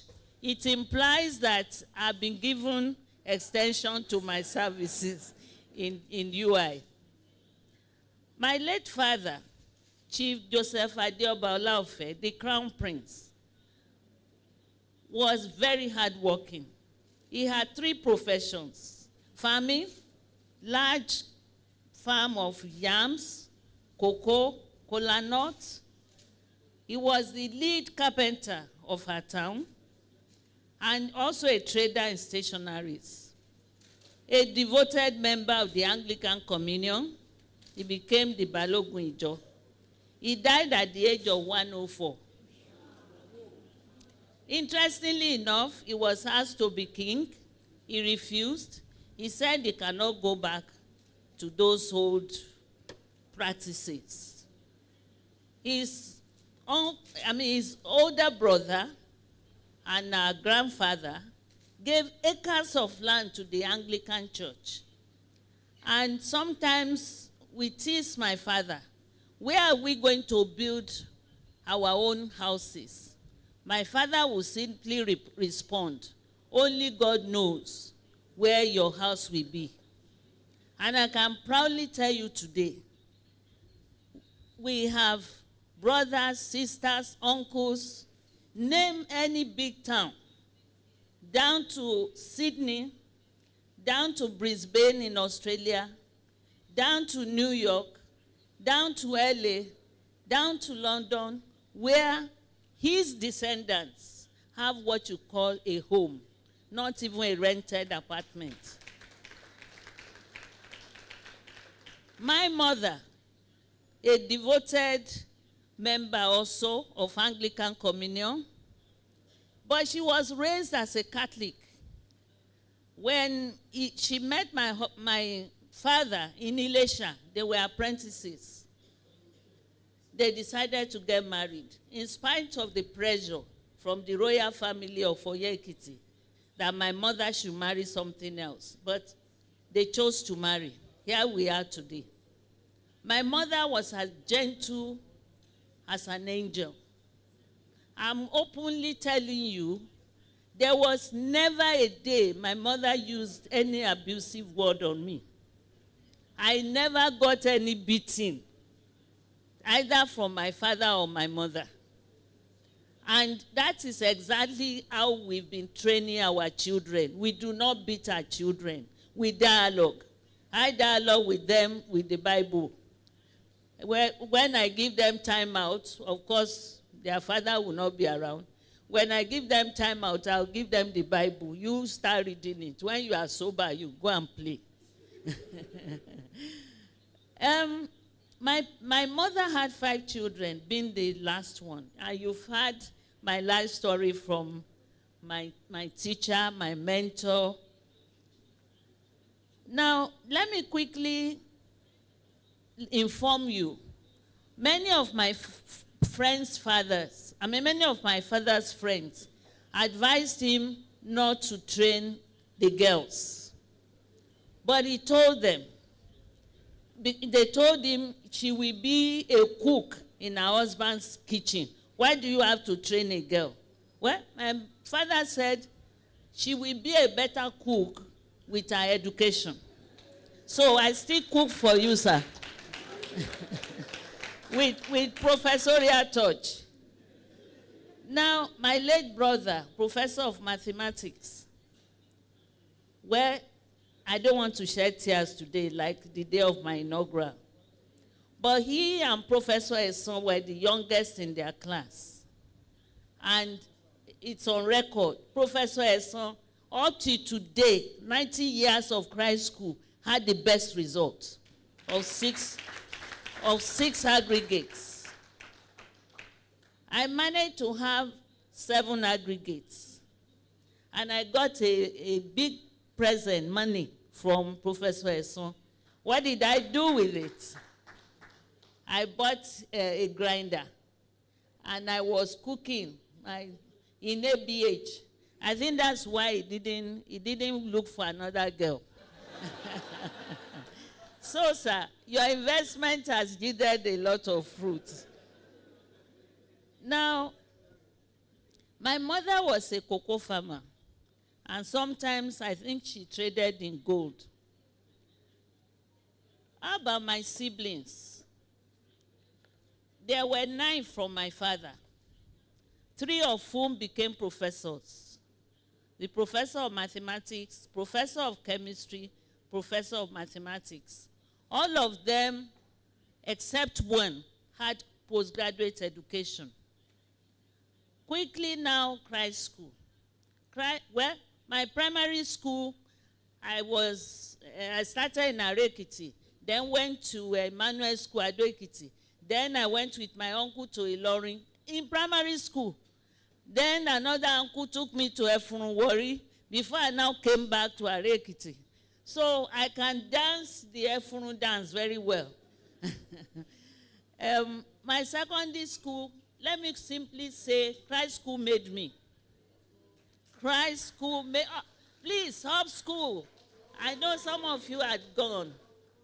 It was so much fun going to Christ School, but they taught us with a lot of morals, serious academic learning, being polite, being well-dressed, etc., etc. Quickly now to University of Ibadan. I never knew I would be a student of UI because from age 12, I was living with my late brother in UI. And I would be running around maths department. I never knew that I would be a UI student, a UI lecturer, etc. My late brother paid for my entire education. I lacked nothing. If I wanted 3 dozens of pig milk, because I wasn't eating beans, he never deleted any item. And to get to Christ School, I missed that year's entrance exam. So when my brother came from England with his British wife, he picked me in Ekpe, where I was living with my uncle. He drove me to Christ School. Father Potik was in charge of the girls section and said, look, this is my younger sister. She has missed this year's common entrance. Is it possible? Father Potik said, go to my library. He gave me question papers. There and then, I went through, he marked them. I said, yes, Remy, she's done well. I will take her. That's how I got into Christ School. And you can imagine my brother's joy when I came out to be the best in that class of 5 arms. From there, I got government scholarship for undergraduates and later for postgraduates. The class of 78, it's an interesting class. General Gowon, the head of state at that time, ordered, it was an order, that the universities must double the number of students per class for medicine. And universities, obeyed. So in our class, we were about 200. The previous class, 100. So that class of 78, like the provost said, it was survival of the fittest. Because nobody wanted to be thrown out. However, we had one microscope to ourselves for practical class. Now, you can have 20 students to a microscope. Quickly now, I don't know what attracted Haematology Shokunbi to Wuraola Shokunbi. But we started with an argument in the organic chemistry. I took a filter paper, and I lined up for reagents. He just came around me, he flipped the filter paper from my hand. So I said to myself, how dare you? He placed the filter paper on a table. I went back, I took the filter paper, just to show him Ekiti stubbornness. He came back, He retrieved the filter paper again. So I said, give up on him. I don't know what then made him feel that he should come and talk to me. I bluffed him for a while, but it didn't work. It didn't work. So quickly, we then came to this side. I would usually sit around there where Dr. Eze is. Somehow he will find his way to my side. As if to say, don't come near this girl, oh, I am in charge. But I was patient. Some teachers noticed and were wondering if we were serious students. But thank God, both of us had distinctions. He had 3, I had 1, because his distraction was too much.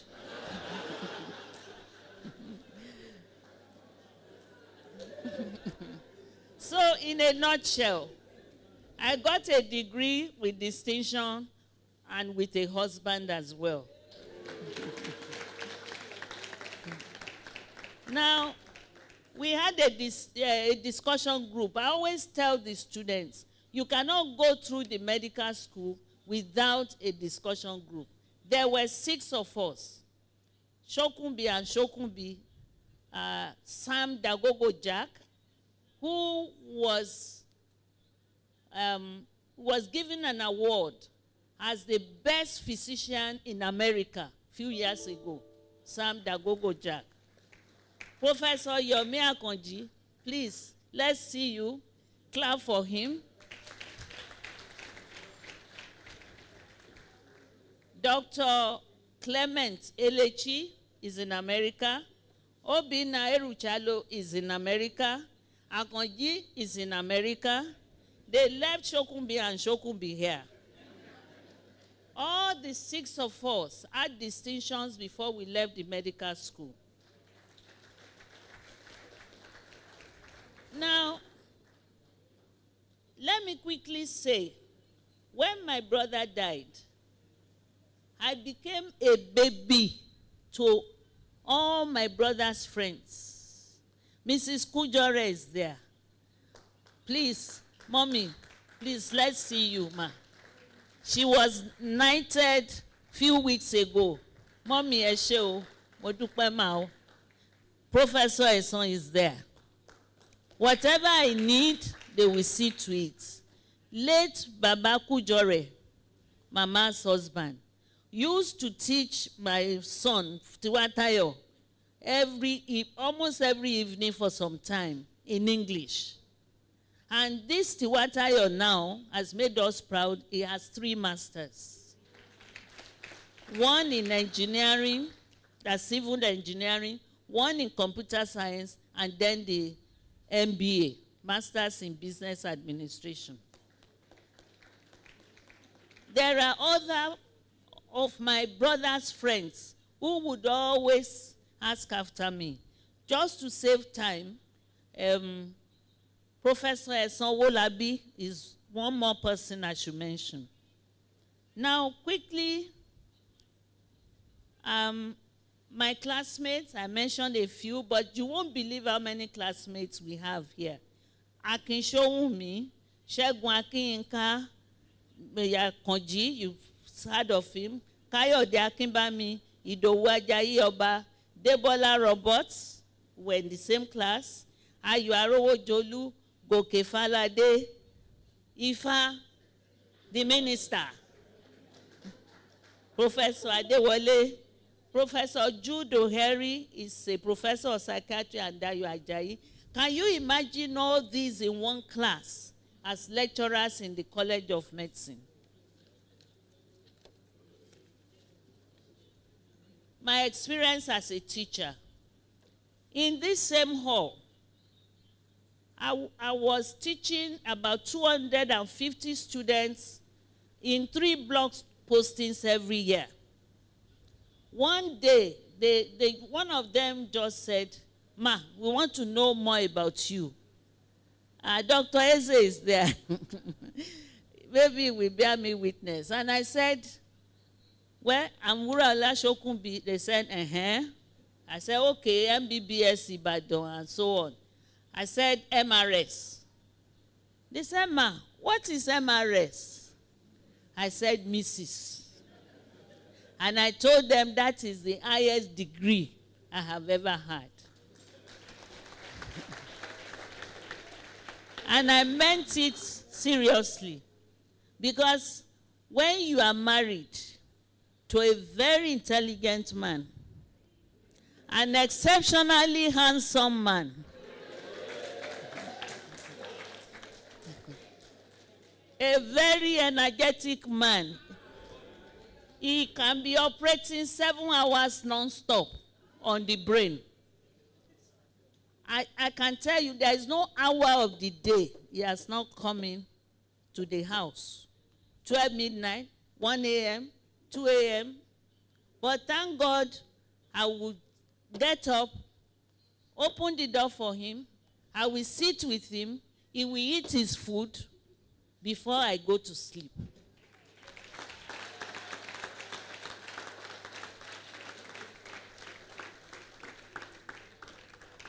We do quarrel though, but it's usually on academic work. He may be telling me that you don't even know where substantia nigra is. I say, Joe, but can you tell me the function of hematopoietic stem cell?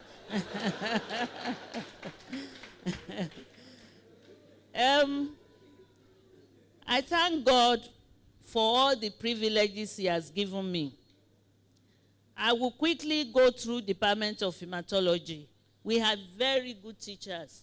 Professor Lucio Luzato, he allowed me to come to Hammersmith just for a day. But I learned a lot. Because they do the pre-ward round microscopy and discussion before they go blowing grammar by the side of their patients. When I came back, I introduced the pre-ward round discussion. And it's been on since. Professor Esson is here in person. I thank you so much, sir. One day we're having a ward round in Southwest 3. He gave me a big knock, and I will never remember. I think he asked me a question, and I couldn't answer correctly. He said, you, this young girl, you better make up your mind. If you want to make money, make up your mind. If you want to study hard, make up your mind. That changed me entirely. Because it's like saying, academic, you have to give it all yours, everything. There is no middle way. Thank you, sir. Professor Eti Messier, you've had his own subspecialty, hemostasis. I got drawn into that. Professor Basego, Professor C.K. Williams, Professor Luboyede, they were all our teachers. Now, the Anglican Communion, they've done a lot for my family, even though my family gave them acres of land. But I can tell you, the Olaofe family, they are in their 5th generation of Christians. Some are deaconess or deacon or pastors, etc. The Catholic denomination. I wasn't born a Catholic, but because I didn't want to lose him, I converted to the Catholic faith. I had to undergo several weeks of tutoring in Awolowo with one Dr. Lopez Chico. Some of you may remember her. Several evenings I would go there. She would teach me how to recite the rosary, etc. But just before the wedding, I had to be re-baptized. You can see what I've sacrificed just to marry this man. Oh. So just before the day of the wedding, the re-baptism was done in SS Peter and Paul inside the main church. The following day, we got married in the Catholic church. I must thank my family because they did not object to giving out their daughter in a Catholic church. I must thank my family. However, yes, sir, that's Brother Molayo. He will still say a few words. However, that night, when the Reverend Father was welcoming me, there was a black snake that crawled in between the Reverend Father and myself. I was frozen. But the Lord is good. The Lord is good because can you imagine being beaten by a snake the night before your wedding? So I thank God. I've never looked back. As you can see, I gladly had 2 pilgrimages to Rome through his sponsorship as a compensation for converting to... Then, Women of Grace Apostolate, we look after the aged, etc., just to save time. Dominica Institute, before I could be given that certificate in basic theology, it was a whole year of training on the Bible. And now that I'm retired, sir, there is a higher course I want to register for. At SS Peter and Paul, we got married there. I didn't know they would ask me to be a member of their A&P, their Appointment and Promotions Committee meeting, usually chaired by the Archbishop. Let me tell you, sirs, those of us in the university, we think we are the only one that is academic. They are doing serious academic work. One of the Reverend Fathers that got promoted recently, after we assessed him, speaks 7 languages. Yes. German, English, etc., European languages. He's written so many books. The Reverend Fathers, before they get lectureship position, senior lecturer, professorship, it is a serious business. Quickly now, Symphonia, I love you guys. You are just, you are wonderful. Because I've been with you for about 25 years.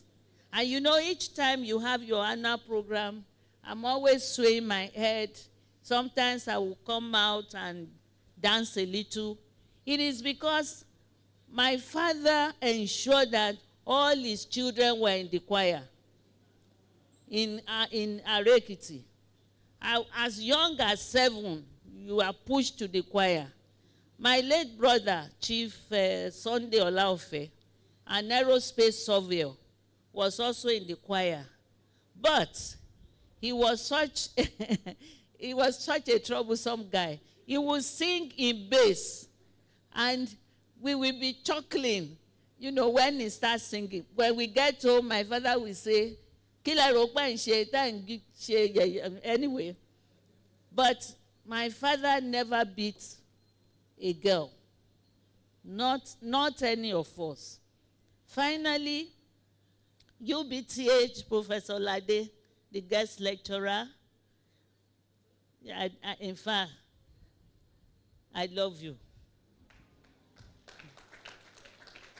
You see, when somebody you co-supervised is climbing up, even to international level, they know her more at ISTH, the international one, than myself. But she will always tell the Oyimbos, this is my teacher. She supervised my work. And I will see that their demeanor will change immediately. It's because you are good. May the Lord continue to bless you. Very soon you will become the president of the Nigerian Society. May the Lord take you back home safely. Bazwaye, I was surprised to see him. But that's the bone marrow transplant expert. Very nice guy. They stifled his work in UBTH. I had to go to the CMD and appeal to him. My Professor Esen went with me.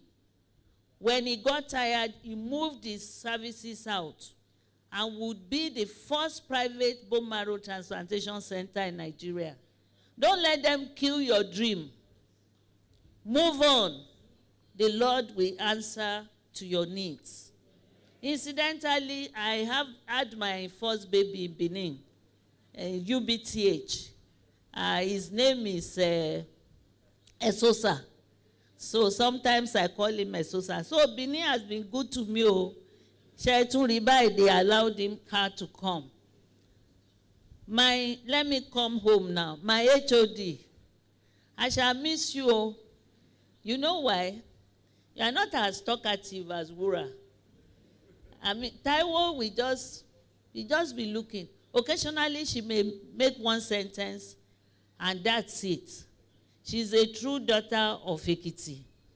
You know, Ekiti girls are very pretty. Can't you see her? Ebony black. Including Foluke Fashola's origins from Oye Ekiti. But I think her father is from Oshun, if I'm correct. Anyway, concluding remarks. I have emphasized the co-celebrants, including my teachers, including my students. What really gives me joy immensely is my interaction with my grandchildren. The third grandchild, I went to do Omugo. So when beyond Omugo, I think it was about 4. They live in Kent. I got back here. He told his father he wanted to speak to Grandma. What did he say? He said, Grandma, come back here right now. So, I mean, I couldn't stop laughing. I said to myself, beg your grandfather because he won't let me go. Tell your father to send me a ticket.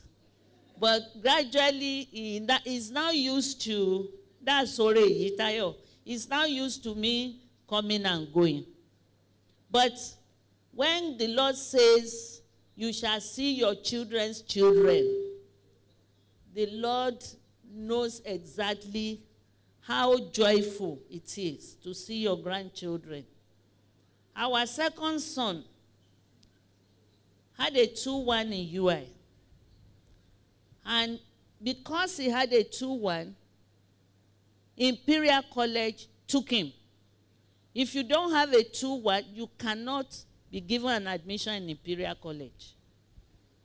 And he did MSc Structural Engineering. He did Civil Engineering in UI. And I can tell you, Imperial College certificate, you've had it. You are on the list of admission. Our third child, that's the girl, Atoke Shokunbi. She had 2-2 in UI, Industrial Chemistry. She ran into my office just before the release of the exam and said, Mommy, they gave me 2-2. I said, results, no. She said, no, Mommy, you know I missed 2-1 by a mark or something. I said, you know, your father and I, we never go and beg for marks. Take it. We prayed over it. She calmed down. She then got admission to Loughborough to do chemical engineering, IT, and management. You know, she came back with master's chemical engineering, IT, and management with distinction. So I'm sharing all this with you that you don't have to compromise your standards, your ethics. The Lord knows what is awaiting you there. Let those who are honest continue to be honest. One day we shall solve the problem of this country.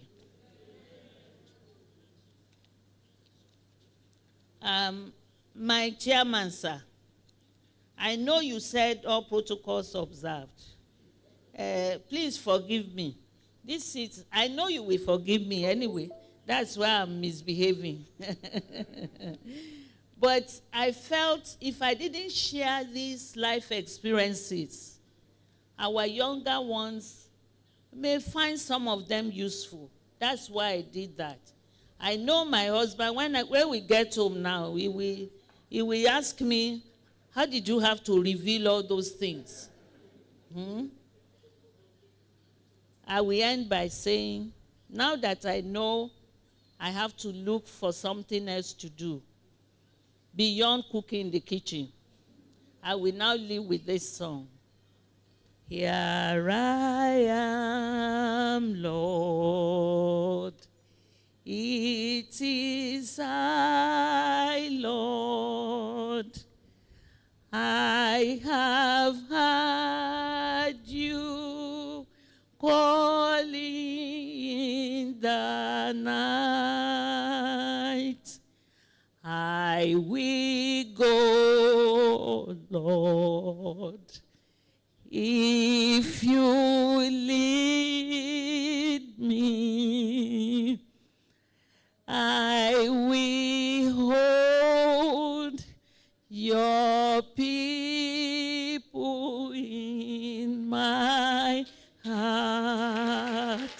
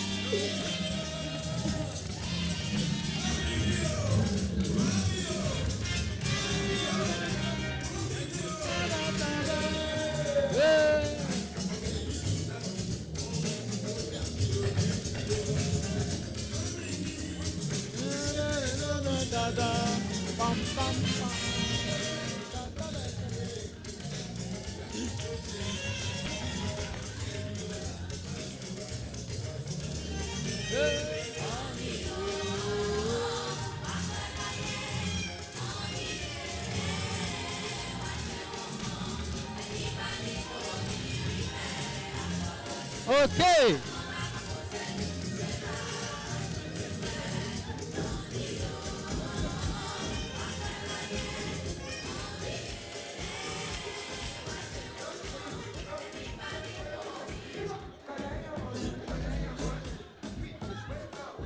Okay.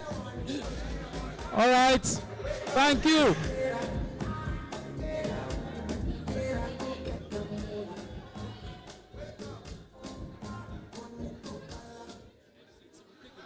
All right, thank you very much. Thank you very much. A round of applause for Professor Shokunbi, please. Thank you very much for those wonderful tributes. So the person who received the tribute has also given the tributes. Thank you very much. Let's make a presentation of gifts. I'd like to invite the head, the Dean, Faculty of Basic Medical Sciences. I'm talking about Professor Yerunke Odunola to make the presentation of the gifts. We have gifts for the celebrants today, and the Dean, Faculty of Basic Medical Sciences, will make the presentation. Thank you very much.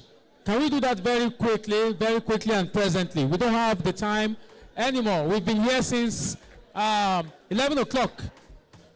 We have to quickly do this, please.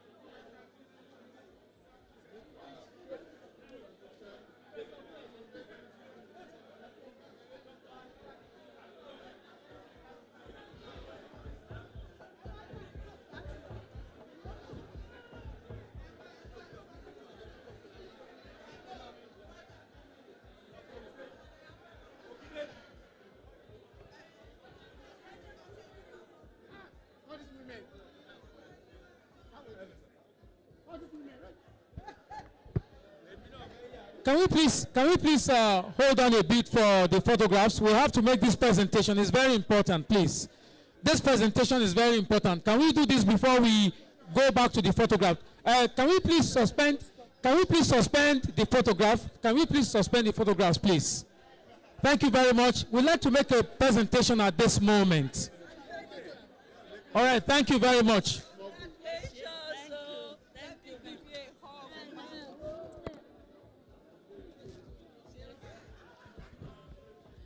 On behalf of all of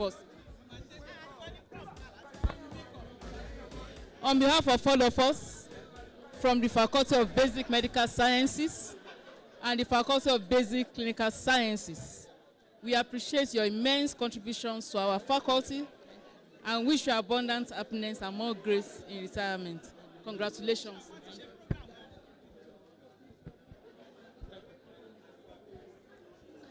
Hello.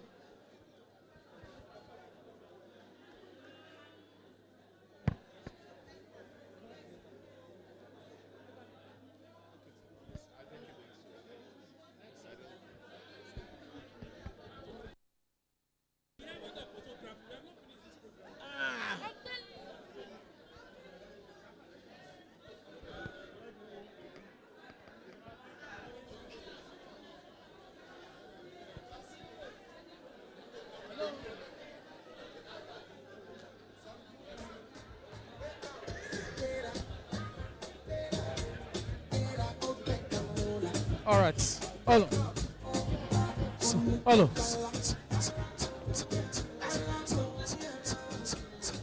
Hello. All right. Thank you very much. I'd like to announce that as we wrap up this program, the other groups that have presentations should please make them now. We will go back to the photographs in a moment. All hematologists who are here will also be having their time to take photographs and make presentations, as the case may be. All right, thank you very much.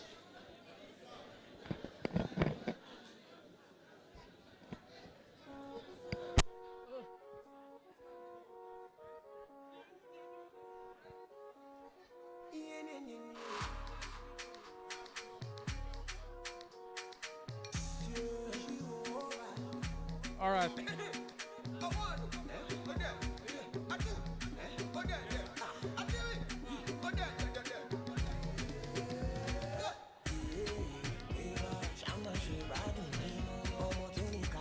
Please, all hematologists in the house, please let's come for a picture. All hematologists, we know you may have to leave now. Please, let's come for a picture now.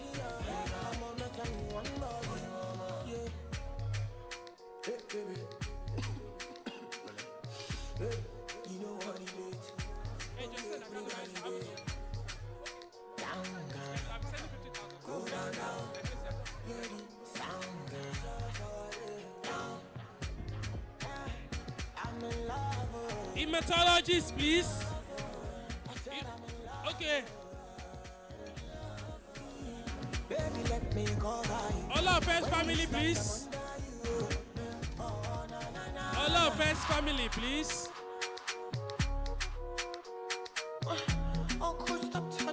Hematologists in the house, please.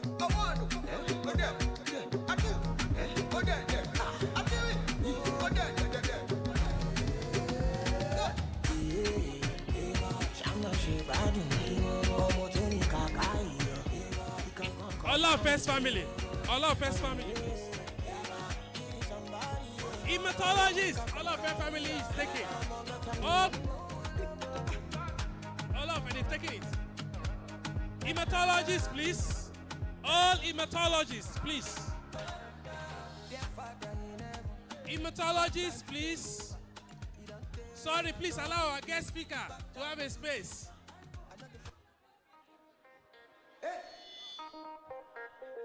They have taken a lot of man. They have taken a lot of hematologists, pathologists. Hematologists and all pathologists. Please, if you have taken a picture, we'd like you to kindly step down so that other people can take pictures too. Hematologists and parahematologists. Parahematologists. not the follow pastor, baby for man. Father na father. See me, I don't busy my ball. I won't focus on you, on God.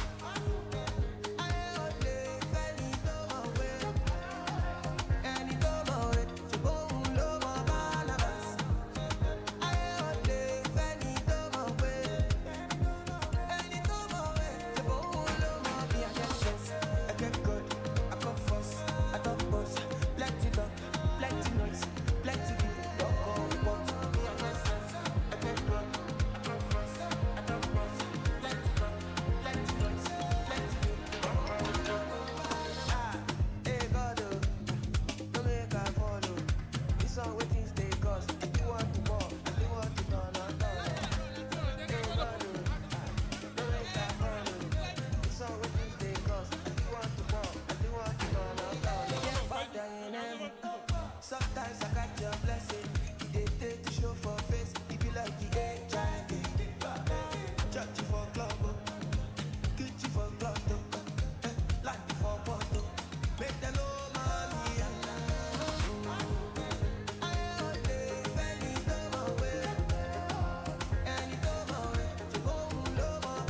Church, seat of wisdom, church. All hematologists, please. I will carry prop down, no.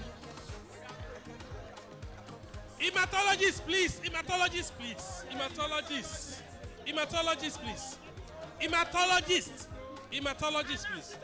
Hematologists, please. I've been calling hematologists, please. Hematologists, please. Hematologists, please. Hematologists. Hematologists, please.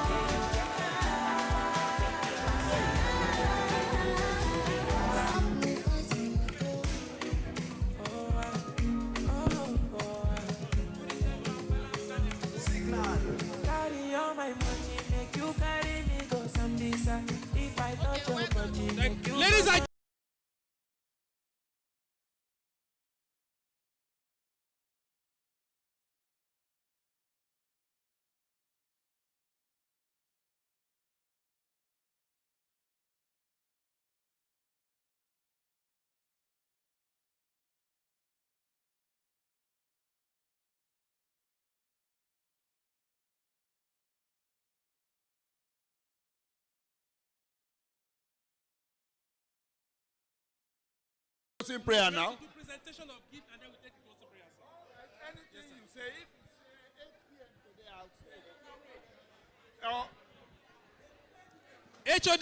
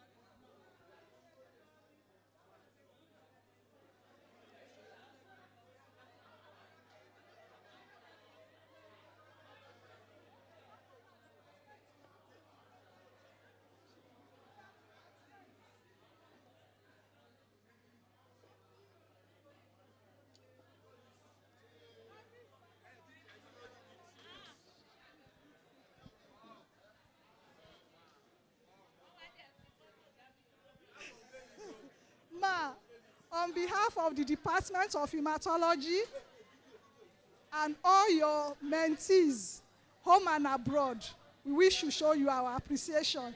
This, we wish we could do more than this, because what you mean to us is more than this. But we just want to use this as a token of our love. Congratulations, ma. I wanted a Prado. No, we get that one. We get it.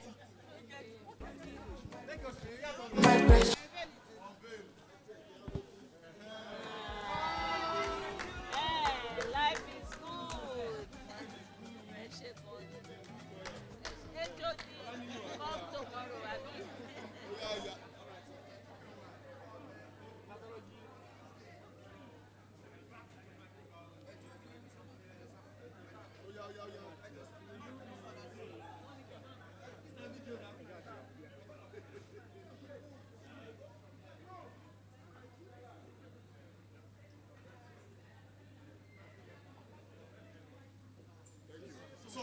I have a presentation. Thank you, ma'am. On behalf of the EBMEs, most especially your godson, Pipeloluwa Daniel EBME, when Pipeloluwa was 7 days old, you carried him. It's a pity he's not here today. He's in school, and we are here to present this very beautiful portrait of you in a dancing and smiling mood as usual. So, my wife, yes, my wife is here, so we're doing the presentation on behalf of your godson. Wipeloluwa Daniel Ibiemi. Thank you very much, ma. And we wish you the very best. Congratulations. More strength, more energy. Amen. Thank you, ma. Thank you, Prof. Mrs. Sadly will just give us a closing prayer here. This is the closing prayer. Closing prayer after any other thing can follow. May God accept all the prayers that have been made today. Amen. May God continue to support Professor Shokunbi and her spouse. Amen. The way he has supported them up to this time. Amen. May God let us have a better Nigeria so that in her retirement she will enjoy a better Nigeria than the one she did when she was in active service. Amen. All this we ask from God because he is the most merciful. Amen. Amen. Go and pray. We're taking a picture with her. Yes, I'm not taking a picture. You are carrying your bag with the food. Yeah, everything. Oh, it's okay. No, I don't want to take any picture. We don't take picture. People are not obeying my instructions. So what do you mean to do? Thank you, sir. Yes, sir.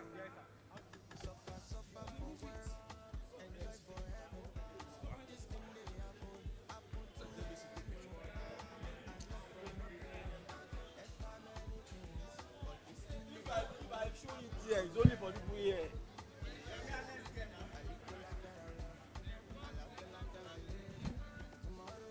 Even the Department of Where is DJ? Yeah, we are finished. We are finished. Department of Haematology, UCH Ibadan, please come here for picture. Department of Haematology, come here for picture. Come here and stay here. I'm going to bring Prof to you now. No matter the matter, RTID. Department of Haematology, UCH Ibadan, stay here. Love is in the air, wear face mask. No matter the matter, I'll be rich till I die. Department of Haematology, I'll be rich till I die.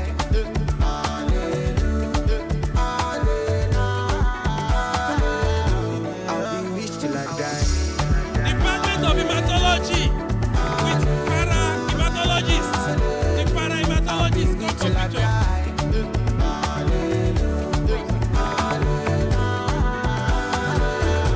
I'll be rich till I die.